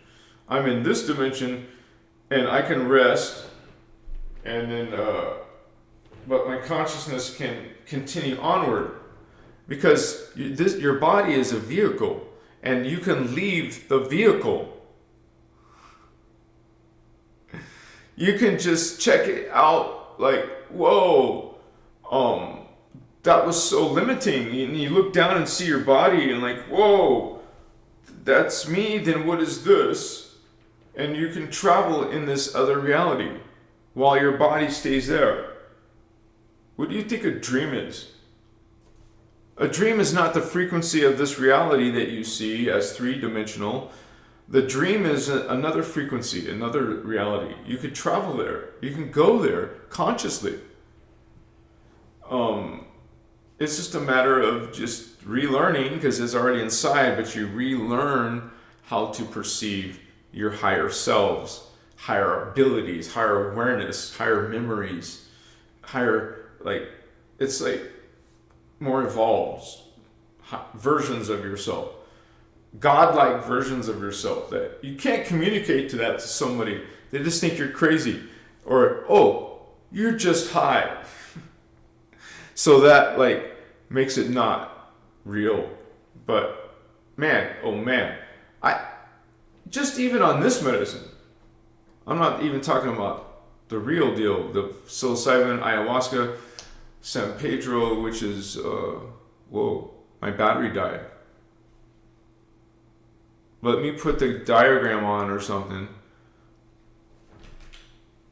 Yeah, let me put the diagram on or something, sorry. Or what was Photoshop? The diagram. Okay, let me zoom in on a little bit. I have to just, oh, I said 10 minutes, it's almost 10 minutes, but I don't want to end it this way. Let me fix this.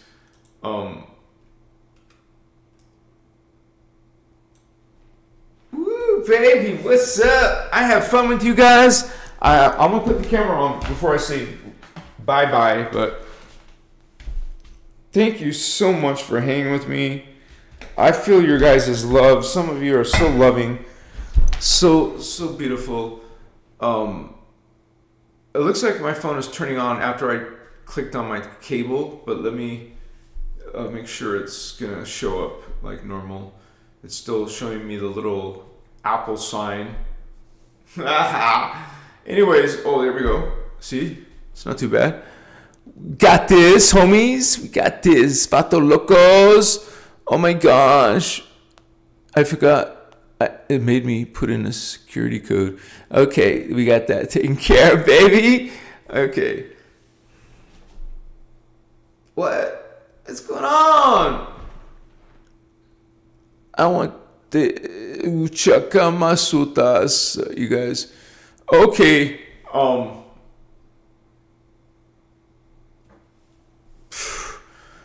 I don't know why I lost. Well, I guess since the camera went off, I lost my connection to the camera, and it's not letting me.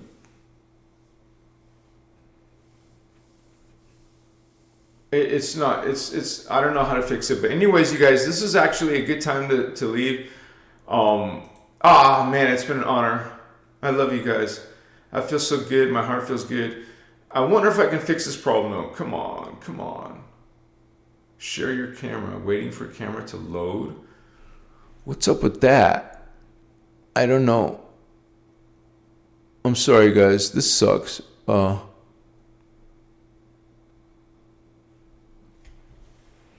Yeah, I don't know how to fix this. But anyways, homies.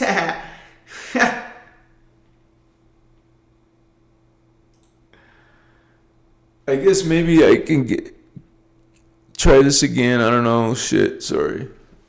It said it's not loading, so. But anyways, I hope you guys learned something about Indigo Children. I hope you had a little bit of fun with me tonight after the after party. I hope you guys have a beautiful evening. And I enjoyed doing this with some of you who were doing it with me. Man, it's so wonderful just to hang with some of you and talk to you and chill with you. I hope there's at least 20 or 30 of you who want to come with us to Sedona. Please hit us up, one of my moderators, or they'll get you connected with me, or you can look at my contact information below. Bless all of you who are here with me and all of us as a community, as a tribe. I love all of you homies, spiritual homies. Blessings to all of you in your journey.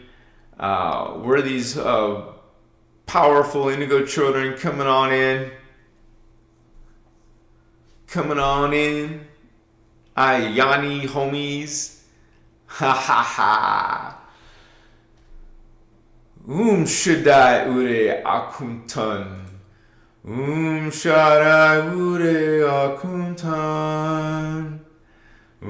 Shaddai Ure Akuntan. Just say it how you can, holy ones.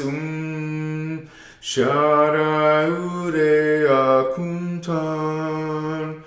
Yeah, baby, what's up? See you guys soon. I'll be back Saturday night live, 6 p.m. Pacific Standard Time. Show me some love. Yeah, baby, what's up, beautiful people? You said it, Giannis. Stardust Goddess. Celine, the goddess is in the house. I know some of the other ones, mostly the ladies.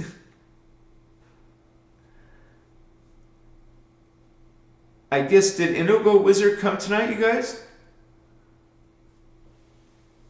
Woohoo! Party time! We're having a party!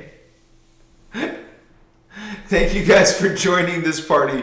Yeah, I just see the ladies in the house tonight. Thank you, ladies, for being here. Moderators, thank you to all my regulars. I bless you. You're the one that helps keep this video channel going. I love all of you. You're beautiful. All of you are beautiful and powerful. We're doing this together, homies. Mwah! Good night. See you soon.